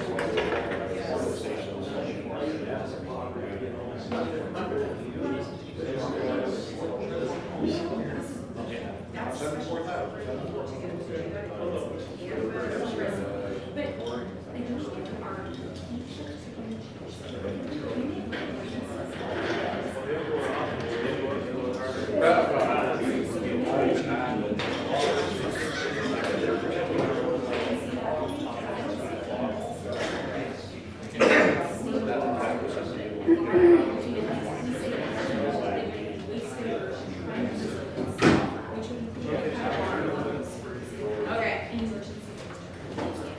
Sorry that I started the meeting without the treasurer. Good start. If everybody can take your seats so we can resume, and I apologize for the delay. A little longer than we expected. And I also further apologize for not having that document from county. I left my binder on my desk at county. So that's, I went to the back seat of my car and had, where's my binder? And put like there. Anyways, I will get a copy of that visual and we will post it on our township website, because I think it is a great visual for people to understand what portion of their tax dollars go where. And maybe with the willingness of the other senior management team, perhaps, and the treasurer, we can compile something similar for our own municipality so that people, or the pie graph that she's going to present to us right now. But I like the little ambulances and the little road trucks and stuff. In all seriousness, it's just pie charts are pie charts. The one that they provided us just is a bit more visual and simplistic, for lack of a better term. So I will give you the floor, Madam Treasurer, if you'd like to explain what you just handed out here. Through your worship, so I apologize, I thought I was putting in color, but I didn't, but I can either email this or reprint this in color and provide it to you. This is the average annual residential property tax amount, so our portion only, which is $828 for the year, so that broken down into the pie chart will show you how much your average customer, residential customer, which is based on a $196,000 assessment, equates per department. So do you have so we can identify and write on these pie pieces what they are? Yeah, or I can easily send it to you too, since it didn't print in color, I apologize, but I do actually have it, or I can just print it. Yeah. Can you send it over to email? You should be able to. So I'd like to be able to discuss this at the table, if you wouldn't mind, Kate, so if you could send that over. But we can, in the meantime, look at the graph, weighted assessment, levy requirements.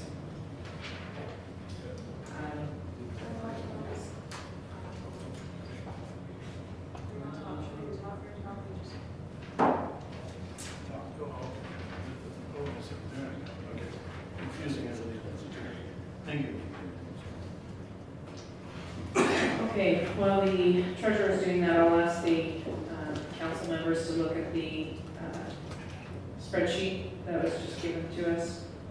And we will post this and we'll add this to the website as well, so that the general public can see this as well. So I believe based on the conversation that we had before we laid the motion on the table, not lean on the table, I apologize for that, takes us from a total tax rate increase from 3% to 3.4. Would that be correct?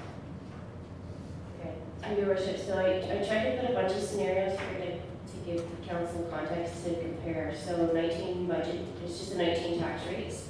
And then below is the average residential assessment with the dollar value, so you can see actual dollars, because sometimes the rates are hard to interpret. And then the next column, the proposed budget, that's the original budget we proposed in the budget binder, so that does include the county going up 1.5%. And that shows originally what we presented, which is an overall tax increase of 3%.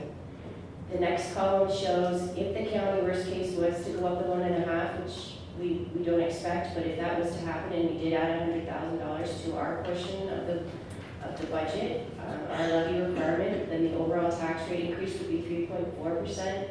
That would give you, for the average residential assessment, it would give you $1,874 tax bill, which is a $94 increase over last year. And then the next column is if the county didn't have an increase at all, we could increase the township levy requirement by $140,000, and that would still remain within that 3% overall tax rate increase. It would be an $86.90 annual increase over the 2019 average residential bill. And then the final column there is just if the county did go up 1%, the township could increase our levy by $60,000, still remaining within an overall 3% tax increase.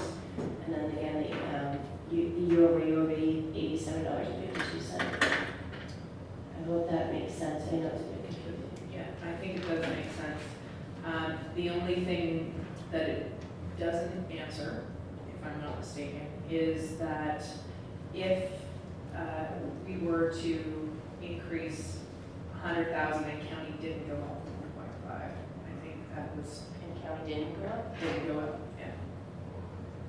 Because we're assuming that we would have the $140,000 amount that wouldn't be used by county, because that's in the next column, right?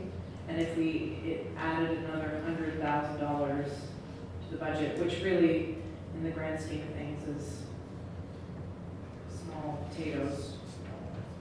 It's fair.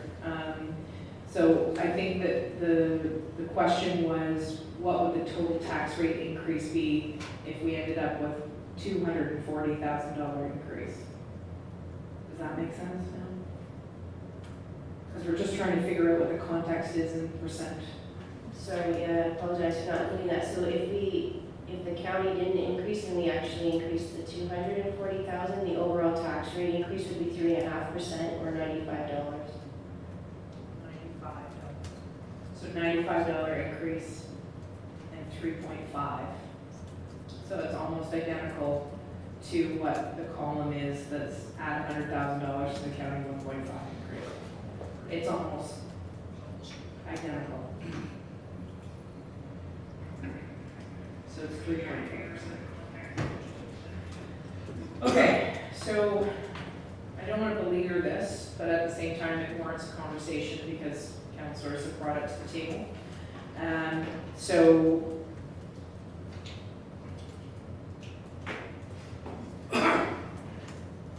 option one that's on the table right now is a 3% increase.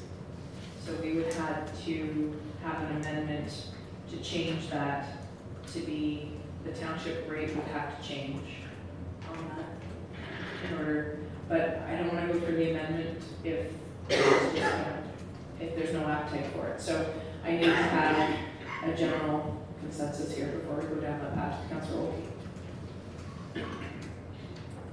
Your Worship, and for you to everybody here, when I look at this, I see $86.18 a month, times 12 months, that's $1,000.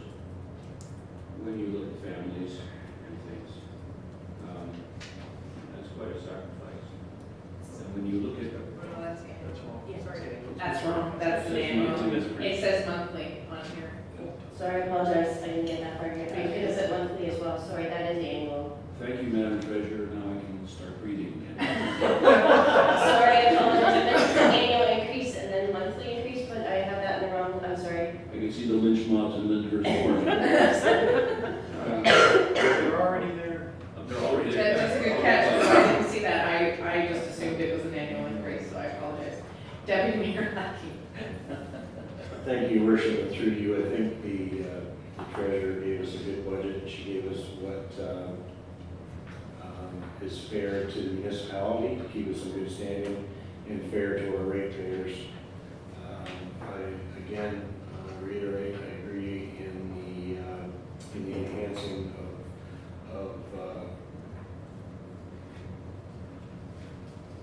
Option one. the option one, but again, going back to the county, it's going to be a win-win for us, regardless of what we do. So, you know, we really need to 1%. We're beginning a new year where we're doing strategic planning. We're going to be doing asset management. Rather than hold your hand out to the ratepayer and say, please give me 1%, why don't we look for a 1% savings somewhere within the organization to say, hey, we're doing our due diligence. Just because we have it doesn't mean we have to spend it. So if we don't spend it, that also goes back into a reserve fund. So it's, you get complacent, you hold your hand out and say, please, Mr. Pay up. At what point do we say, you know what, we're winning in this budget. We have to admit that. So let's win this year, see what our studies come up with, and where we can find the efficiencies, and then next year, we do it all over again. Duly noted. Thank you, Deputy Mayor. So I'm seeing that Councilor Burrell is agreeing with that stance. Deputy Mayor, or Councilor Oakey. Thank you for the motion and demotion again. Worship, I've experienced that before too. There are still unknowns. We really don't know what the county is going to do. And so some of this is up in the air. I just want to put that out there. Thank you, Councilor Oakey. Just as an aside, my first go-around of the budget yesterday, it seems that the flavor so far is that the budget that's been presented is good. I don't anticipate an increase, but that's not to say that it can't happen, no different than we're having the discussion here. So, but based on what's been presented, it's been fairly prudent, but I will bring that discussion further back to the county, or to the council table here. Councilor Jameson, I think that your stance was that maybe we should look at this further increase, but I'll let you. I will only say, Your Worship, that I certainly take the Deputy Mayor's point, a high-level perspective, and particularly with respect to the discussion on how we manage the money from this moment. If we are to pass it tonight, it's a budget that is up to, not necessarily all of, but I'm looking at the words of the director, and I apologize. We have a budget that's up to a certain amount of money that doesn't necessarily mean we have to spend it all. And if we think the way the Deputy Mayor is thinking in terms of managing it with extreme care this year, because we have had this opportunity to do something, then in its own way it becomes a contingency, because we are not just going into the next room and spending money. So I take that point, although I do agree with the philosophies being presented on this side of the table. Councilor Fody, did you want to weigh in, or you on the fence either way? No, thank you, Your Worship. You know, the Deputy Mayor's right. I mean, the taxpayer is the end payer, you know. And not everybody finds $85 or whatever number we choose here tonight as a comfort zone.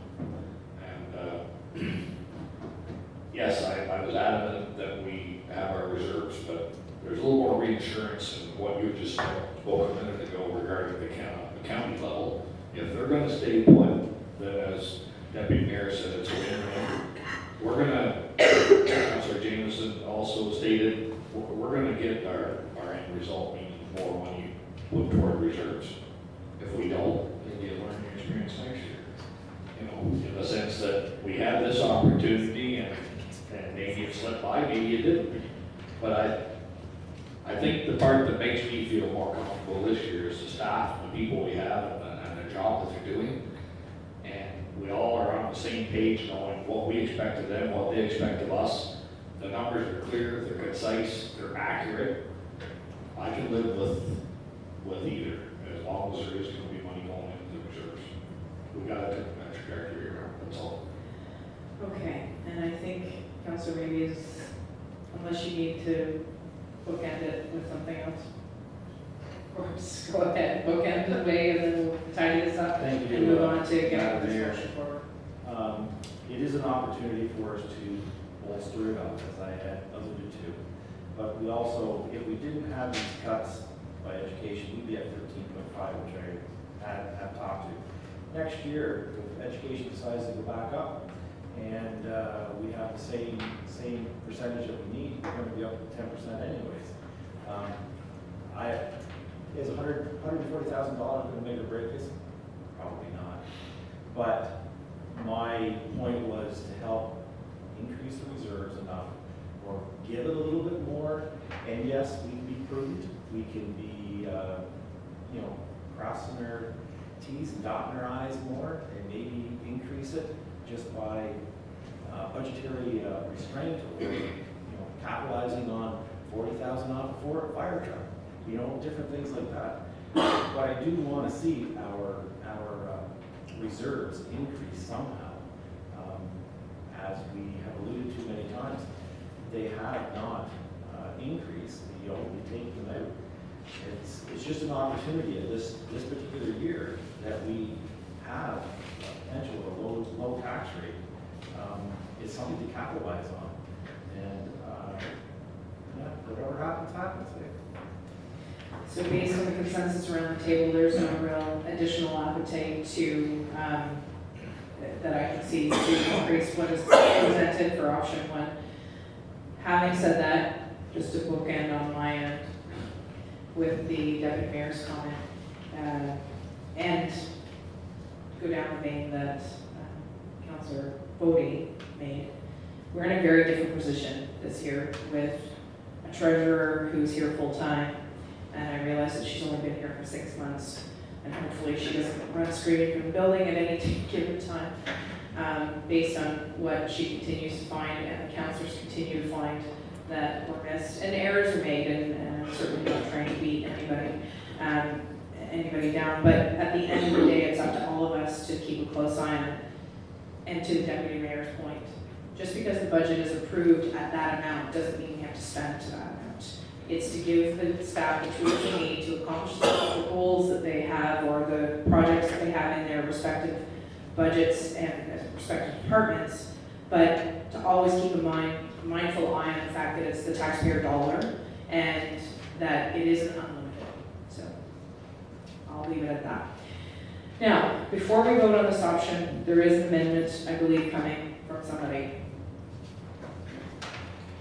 That would probably be me, Your Worship, to the extent that, it isn't going to be lost on anybody sitting in this room, that at times this evening we've been discussing concerns about $13,000 expenditures and $15,000 expenditures and $25,000 expenditures. So we've been pretty prudent. We also, I too, keep saying that the staff has done a tremendous job bringing us a picture that we didn't probably want to see, but it's true. So to the extent that I personally, and I speak for myself, I am not comfortable with the information I have from the library. It doesn't satisfy the same kind of standard that we are looking for from everybody else, and we've been getting from everybody else. So I think we should defer it. Obviously, I'm not going to make a motion to decline instead of funding the library, but I think if we defer the amount of money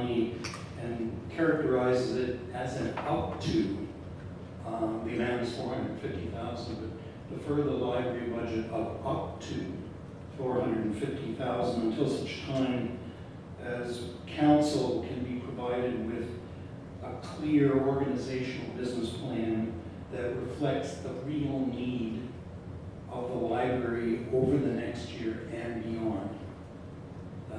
That is my motion.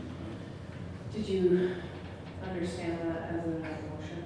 I know you're typing, I just want to make sure. Would you like it to repeat that?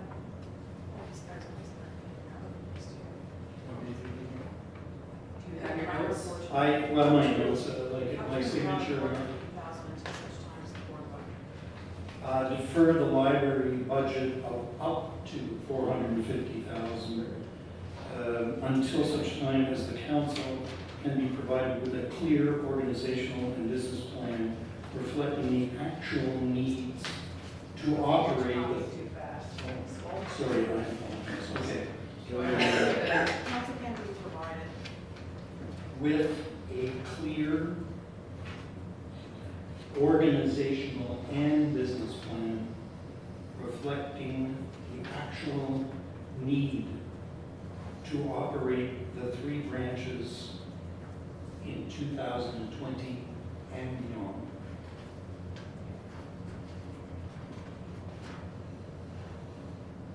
So you're making that motion. Do I have a seconder on that amendment? Deputy Mayor Lackey?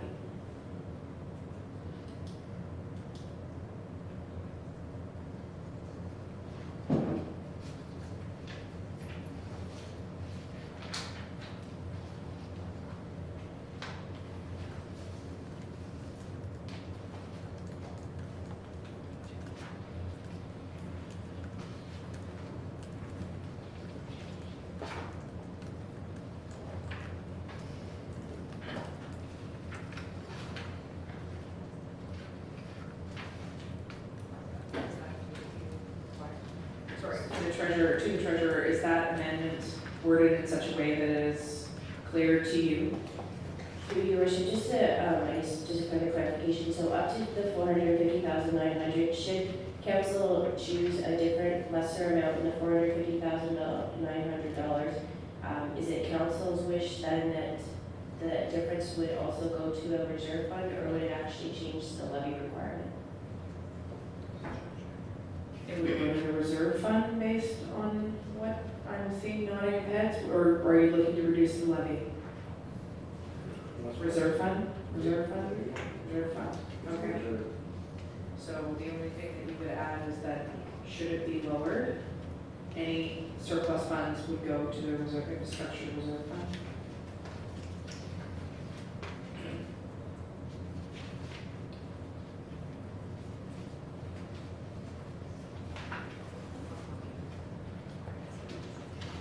Into the reserves.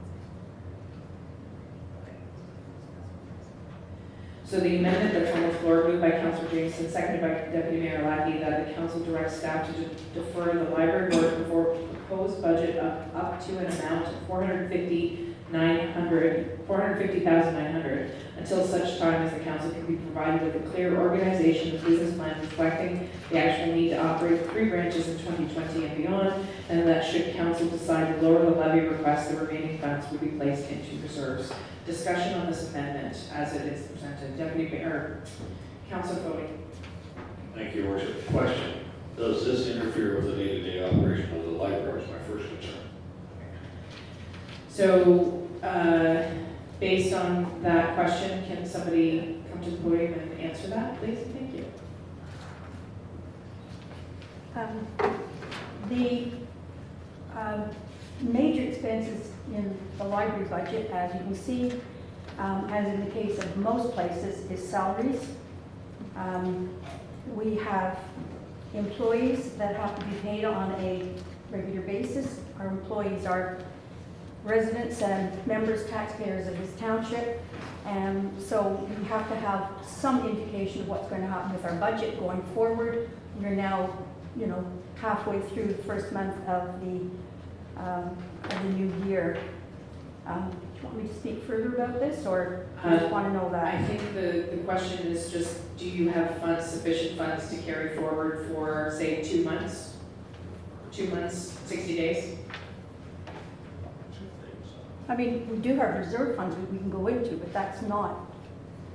That's not what they're No, intended that's not for, what they're but intended for. That's not the way to. having said that, I know that in the past, we haven't made transfers to the library or been delayed right until the end of the year, and everything continued to move on. So I think it's a valid point, but the point is that is there sufficient funds in the operating bank account for the library to operate for up to 60 days? Through you, Your Worship, does that mean any township will cease to administer the library payroll? The library should take over its own payroll?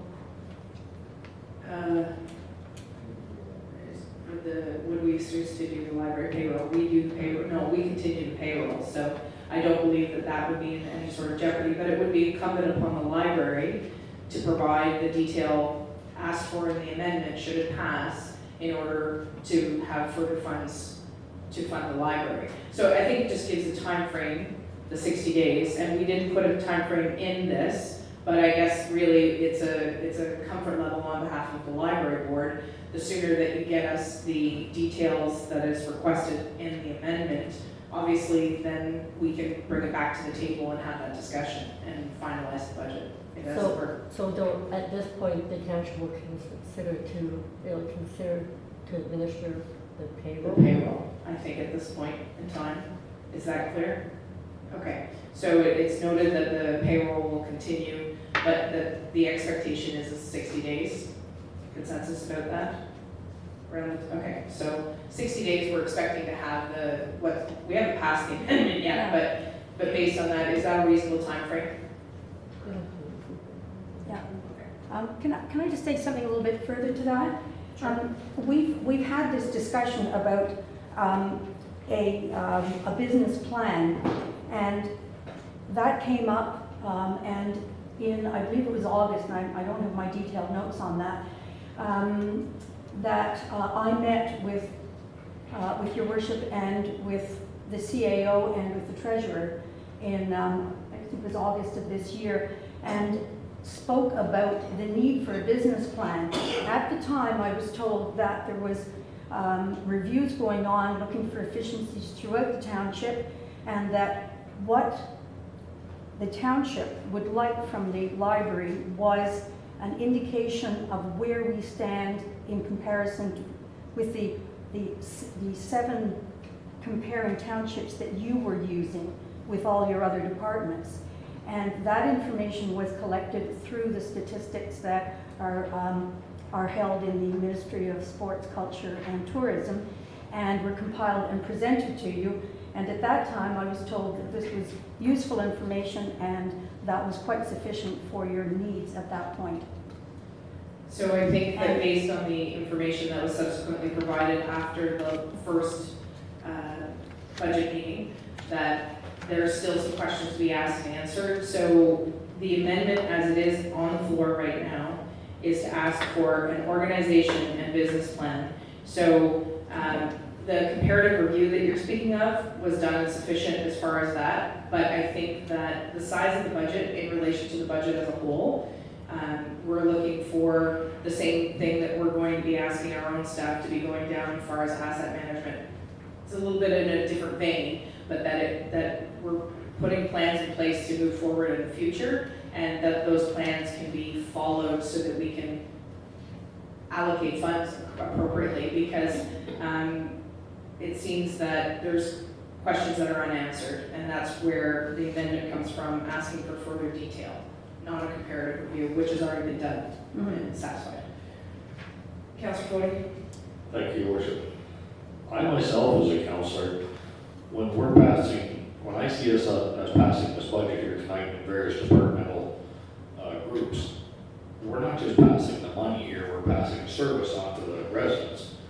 This question I might bounce off our fellow counselor who sits on the library board. I read every one of those names that signed the petition. There's obviously a reason. Some have signed it just because they want to say they did. But I truly believe that most of the people that signed that are dissatisfied for some reason. What, I don't know. But the point is that if that many people are dissatisfied with the library board, there's a disconnect of some sort somewhere. And to me, that would lead me to want to follow through on Councillor Jameson's discussion of, you know, to set this budget aside until we have some clarity as to what else is going on. So I'll leave it to Councillor Olkey, if you don't mind, if you can shed some light on that. Thank you, Worship, and in response to Councillor Fode's concerns, I don't believe you can second guess why somebody signs a petition. Some people would look at something, say farm care, and think, well, it's no use to me. I don't need it because of the pensions and the benefits I have, but it's good for the social fabric, so I'll support it even though it costs me tax money. People who necessarily don't use the library sign that petition probably for those reasons. There was dissatisfaction from a number of sources about the number of hours available in Sealy's Bay Library, specifically in the evenings. That's what that petition was focused on, as far as I recollect. I did sign it too. My sense is in the village of Lyndhurst, there's similar sentiments, but it's a little different kettle of fish up there. Now, as regards to these budget proposals that are here before us, we've had a big sea change in our accounting structure, a new regime put in. And we have a new focus because of that. We're forcing a cultural change on the library board for the way that they have done business for a long time. To me, the world I came up in, we were management by objectives, which I believe what you're after. A clear statement of what service you're going to provide and how much it's going to cost. And what we have here is a shopping list. It's like a ledger, really more than a business plan. It's going to take some time to do that. I think what we need to do is give the library assurance that they have a period of time in which they continue to operate and provide all the services they do. And in the course of this next interval, which we said is 2 months, 2 months may not be long enough, but we give them the grace to do that and the support to do it in terms of developing a proper modern business plan that dovetails with the business plans we've demanded from our own intrinsic services. You know, we just can't throw a brick in their path and watch them stumble over it and giggle at them. I mean, that's not fair. So I'm going to stand up for them a bit on this. I agree with the measure in terms of budget control, but I think we need to give them a little more support in getting what we say we need from them. Fair point. Councillor Jameson, and then I'm going to call a question on the amendment. To Councillor Olkey's point, I agree with you on providing some running room in the near future.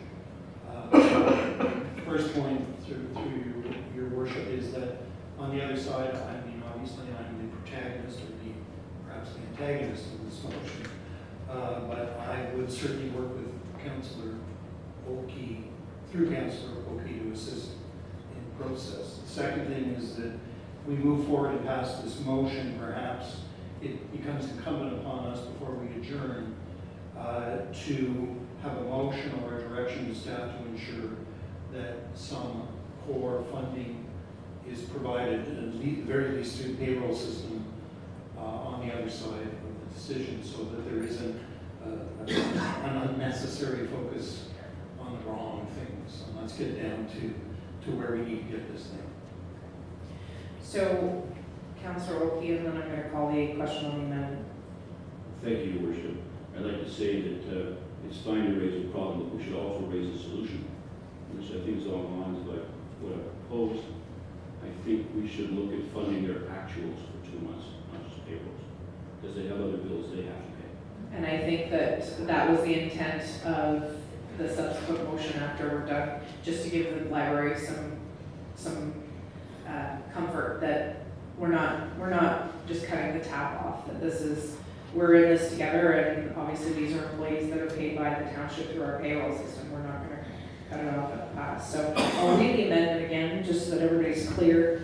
Moved by Councillor Jameson, seconded by Deputy Mayor Lackey, that council directs staff to defer the library board proposed budget of up to an amount of $450,900 until such time as the council can be provided with a clear organization and business plan reflecting the actual need to operate the 3 branches in 2020 and beyond, and that council decide to lower and that should council decide to lower the levy request, the remaining funds will be placed into reserves.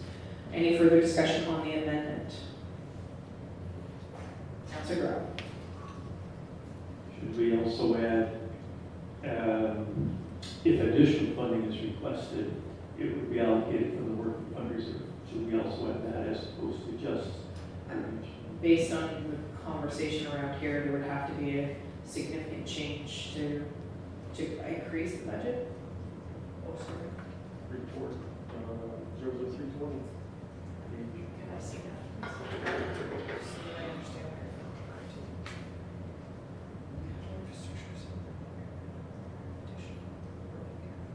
I think it's applied through this policy that's already there. Sorry, you're talking about the library service budget.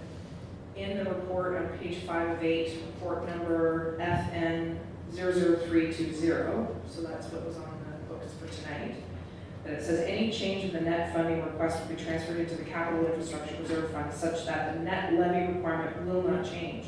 So it's almost a redundant piece that we have in here. Would that be? Through your worship, I think that report 203, that's from the last budget meeting, so that I'm not sure that report's really valid anymore. Okay, because we've made some changes. Okay, thank you for the clarity though, thank you for bringing that up. So it is clear here that if there's any changes, but I don't think that their budget, unless there's something glaring that comes through an organizational review and a business plan reflecting, I think that the whole purpose of the comment of 2020 and beyond is that what they've asked for is sufficient to operate for this year, and that if the business planning creates a need for another $100,000, the business plan would be in there to support that, and we would have to come back to the council table in 2021. Is that a right assumption? Am I reading that right? Okay. So the amendment's on the floor, unless you have something to add to that, the amendment.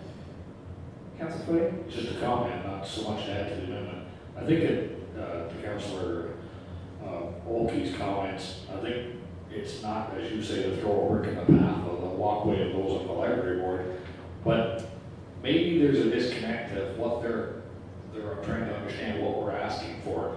I would propose that our treasurer represent us and work with them to show them what it is we are looking for, just so that we're all on the same path that way.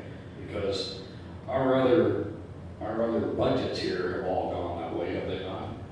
We've all sat with the treasurer and so on and so forth. Well, I think the treasurer has been made available and has met with the board, but with this direction from council, that it'll be incumbent on them to come to the treasurer if there's any clarification on the financial side of things.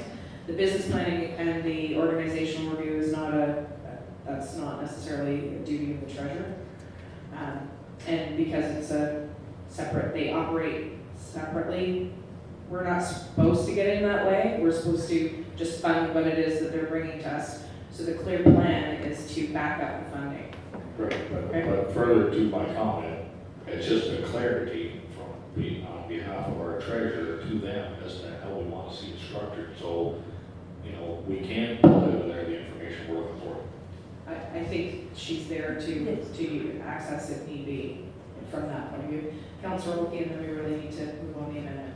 I'd like to clarify, through you, Your Worship, one of my previous remarks, a bit heated perhaps.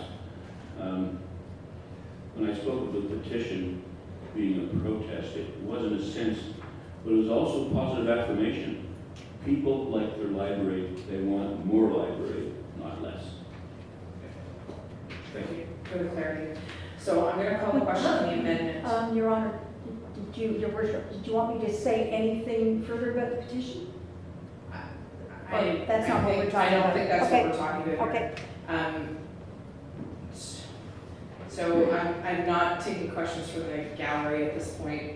We have an amendment on the floor, so I need to deal with the amendment. So the amendment that is on the floor, I read it twice. Any further clarification needed? Seeing none, I'll call the question on the amendment. All those in favor of the amendment as presented? All those opposed? Carried. So option one, the amendment, or the motion as a whole, moved by Councillor Olkey, seconded by Councillor Grau, that option one, that council approve the 2020 municipal gross operating budget in the amount of $14,934,071 with a net levy requirement of $9,977,100, resulting in the township tax rate of 0.00422,620. And that council directs staff to defer the library board proposed budget of up to an amount of $450,900 until such time as the council can be provided with clear organization and business plan reflecting the actual need to operate the 3 branches in 2020 and beyond. And that should council decide to lower the levy request, the remaining funds will be placed into reserves. Any further discussion of the motion in its entirety? Seeing none, Councillor Foley? Just a clarification, am I reading from a different source? The tax rate ends in 624, I'm reading. You said Sorry, did I 620? No, here, sorry, it's .00422,624. So I must have misspoke, I apologize. Oh, that's no problem, thanks, just clarity. I thought maybe I was on a different Too many page. numbers all the time here. So any further discussion on the motion in its entirety? Seeing none, I'll call the question. All those in favor, please signify. All those opposed? All those carried, one opposed? Carried. Okay.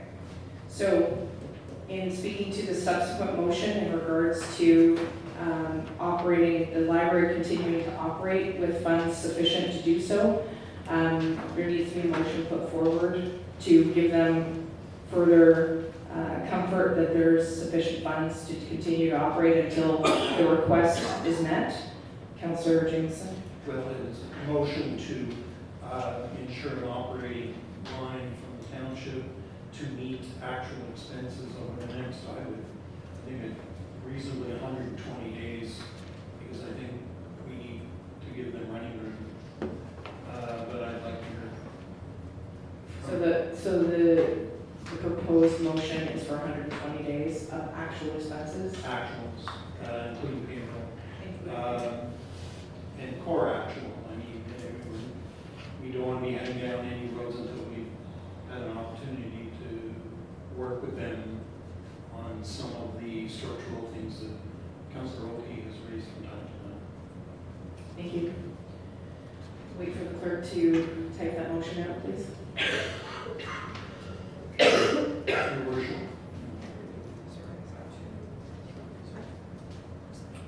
Oh, sorry, who seconded that motion? Terry, Councillor Floyd. Your worship, just one comment, and it's inspired by Councillor Oakey. With respect to petitions, the substance of which not necessarily as important as the fact that it happened, is to say that, you know, up to 450,000 through the course of a rethinking of a business plan, organizational plan, it may become clear, at least to the library board, that they need $500,000 to operate, or $650,000 to operate. So the issue of community engagement, finding out what people want, may actually put us under pressure to increase our investment in the library, not decrease it. So you have to look at everything as an opportunity. Well, and I think that is really what it's come down to, because the library board did supply further documentation, but I think going back to Councillor Jameson's point as well as Councillor Olkey's point about the petition, is that people might say they want to have more hours, but are they willing to have that increased budget to go with that, what it would cost them in the long run? The other part of the organizational and business plan review, it may become clear that the Lyndhurst branch doesn't get used enough, and that maybe we should look at closing it. And I'm not saying that because that's actually true, please, whoever's watching this, but the whole point, I think, of the plan is to validate without a shadow of a doubt, the funds they are using, and guarantee that it's a solid business plan that we have going forward. And I know they provided attendance numbers for each of the branches, and that, you know, the hours that we're looking at, where we are, but maybe the information that comes out of the business planning review and the organizational review might change the hours in one of the, altogether, in one of the jurisdictions. And I think that it's about service delivery, which we're going down that path of trying to figure out if we're doing the right things in certain, and so I think it's a prudent plan. But anyways, Madam Chair, would you like to add your 2 cents to this before we pass the motion? Yeah, about the petition, you know, we recognize that there are people who, in that area, who want some changes in the library. We see it as validating the fact that they value their library. I have written to every person that provided an email that was at all legible. I think there were 54 of those, 7 of which came back as not functional, so it was probably an illegibility issue. But of the rest of those people, I unfortunately have not heard anything back in the last 2 weeks. And I did interview, I know there was a concern that if it went out as a bulk email, it might have been bounced back from some people's service, but I did individually send it out to each email and had not yet heard back from anything. So I'm sort of finding it a little bit difficult to know what we do further with this. Well, I think that while the petition is one of many overriding details, that's just one thing, and the information that you've brought to light in regards to people signing the petition but not responding to direct questioning about what it is they'd like to see in that board does send a bit of a message that it's great to sign a petition, but how is it that we could better serve the needs if that's the case? But maybe it is we're asking the wrong people. Maybe it's that we're, you know, and part of the business planning and organizational review should be asking the patrons to sit down and go through an exercise. And I actually went through instant, it's too tired, I'm too tired, it's late now. Today I went through a survey, thank you, oh my lord. A survey, but it was instantaneous, where people could do it on their phone and on an iPad, instantaneous, and it gave us details and data, and it collected all of that. And there may be ways that we can send that out, and I will pass that information along to you. But I think that the motion that's on the floor is to give everybody the time and energy available so that you're not concerned about whether you're making payroll or not, but that you can put your full efforts into the business planning and the organizational review. Okay? Right. So further discussion? Can I say just one more thing? We are at the beginning of our next 5-year strategic plan, and that will be ongoing. We will not have information back in 120 days on that. That's a pretty short timeline if you're, you know, also continuing to run the library. And that's duly noted. Okay. So further discussion on the motion that's at hand. The Councillor Jameson, moved by Councillor Jameson, seconded by Councillor Cody, the council directs staff to ensure that there is operational funds for core actuals for a period of 120 days for the library board. Discussion on the motion, any further? Seeing none, I'll call the question. All those in favor, please signify. All those opposed, carried.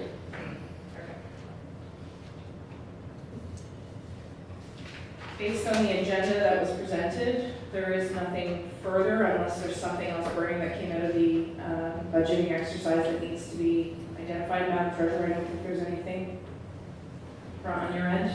Okay. Directors, do you have anything to add? Okay. So seeing none, I'll put the motion for adjournment forward, moved by Councillor Oakey, seconded by Councillor Burrell, that the special meeting council adjourn. Non-debatable motion, all those in favor, please signify. All those opposed? Carried.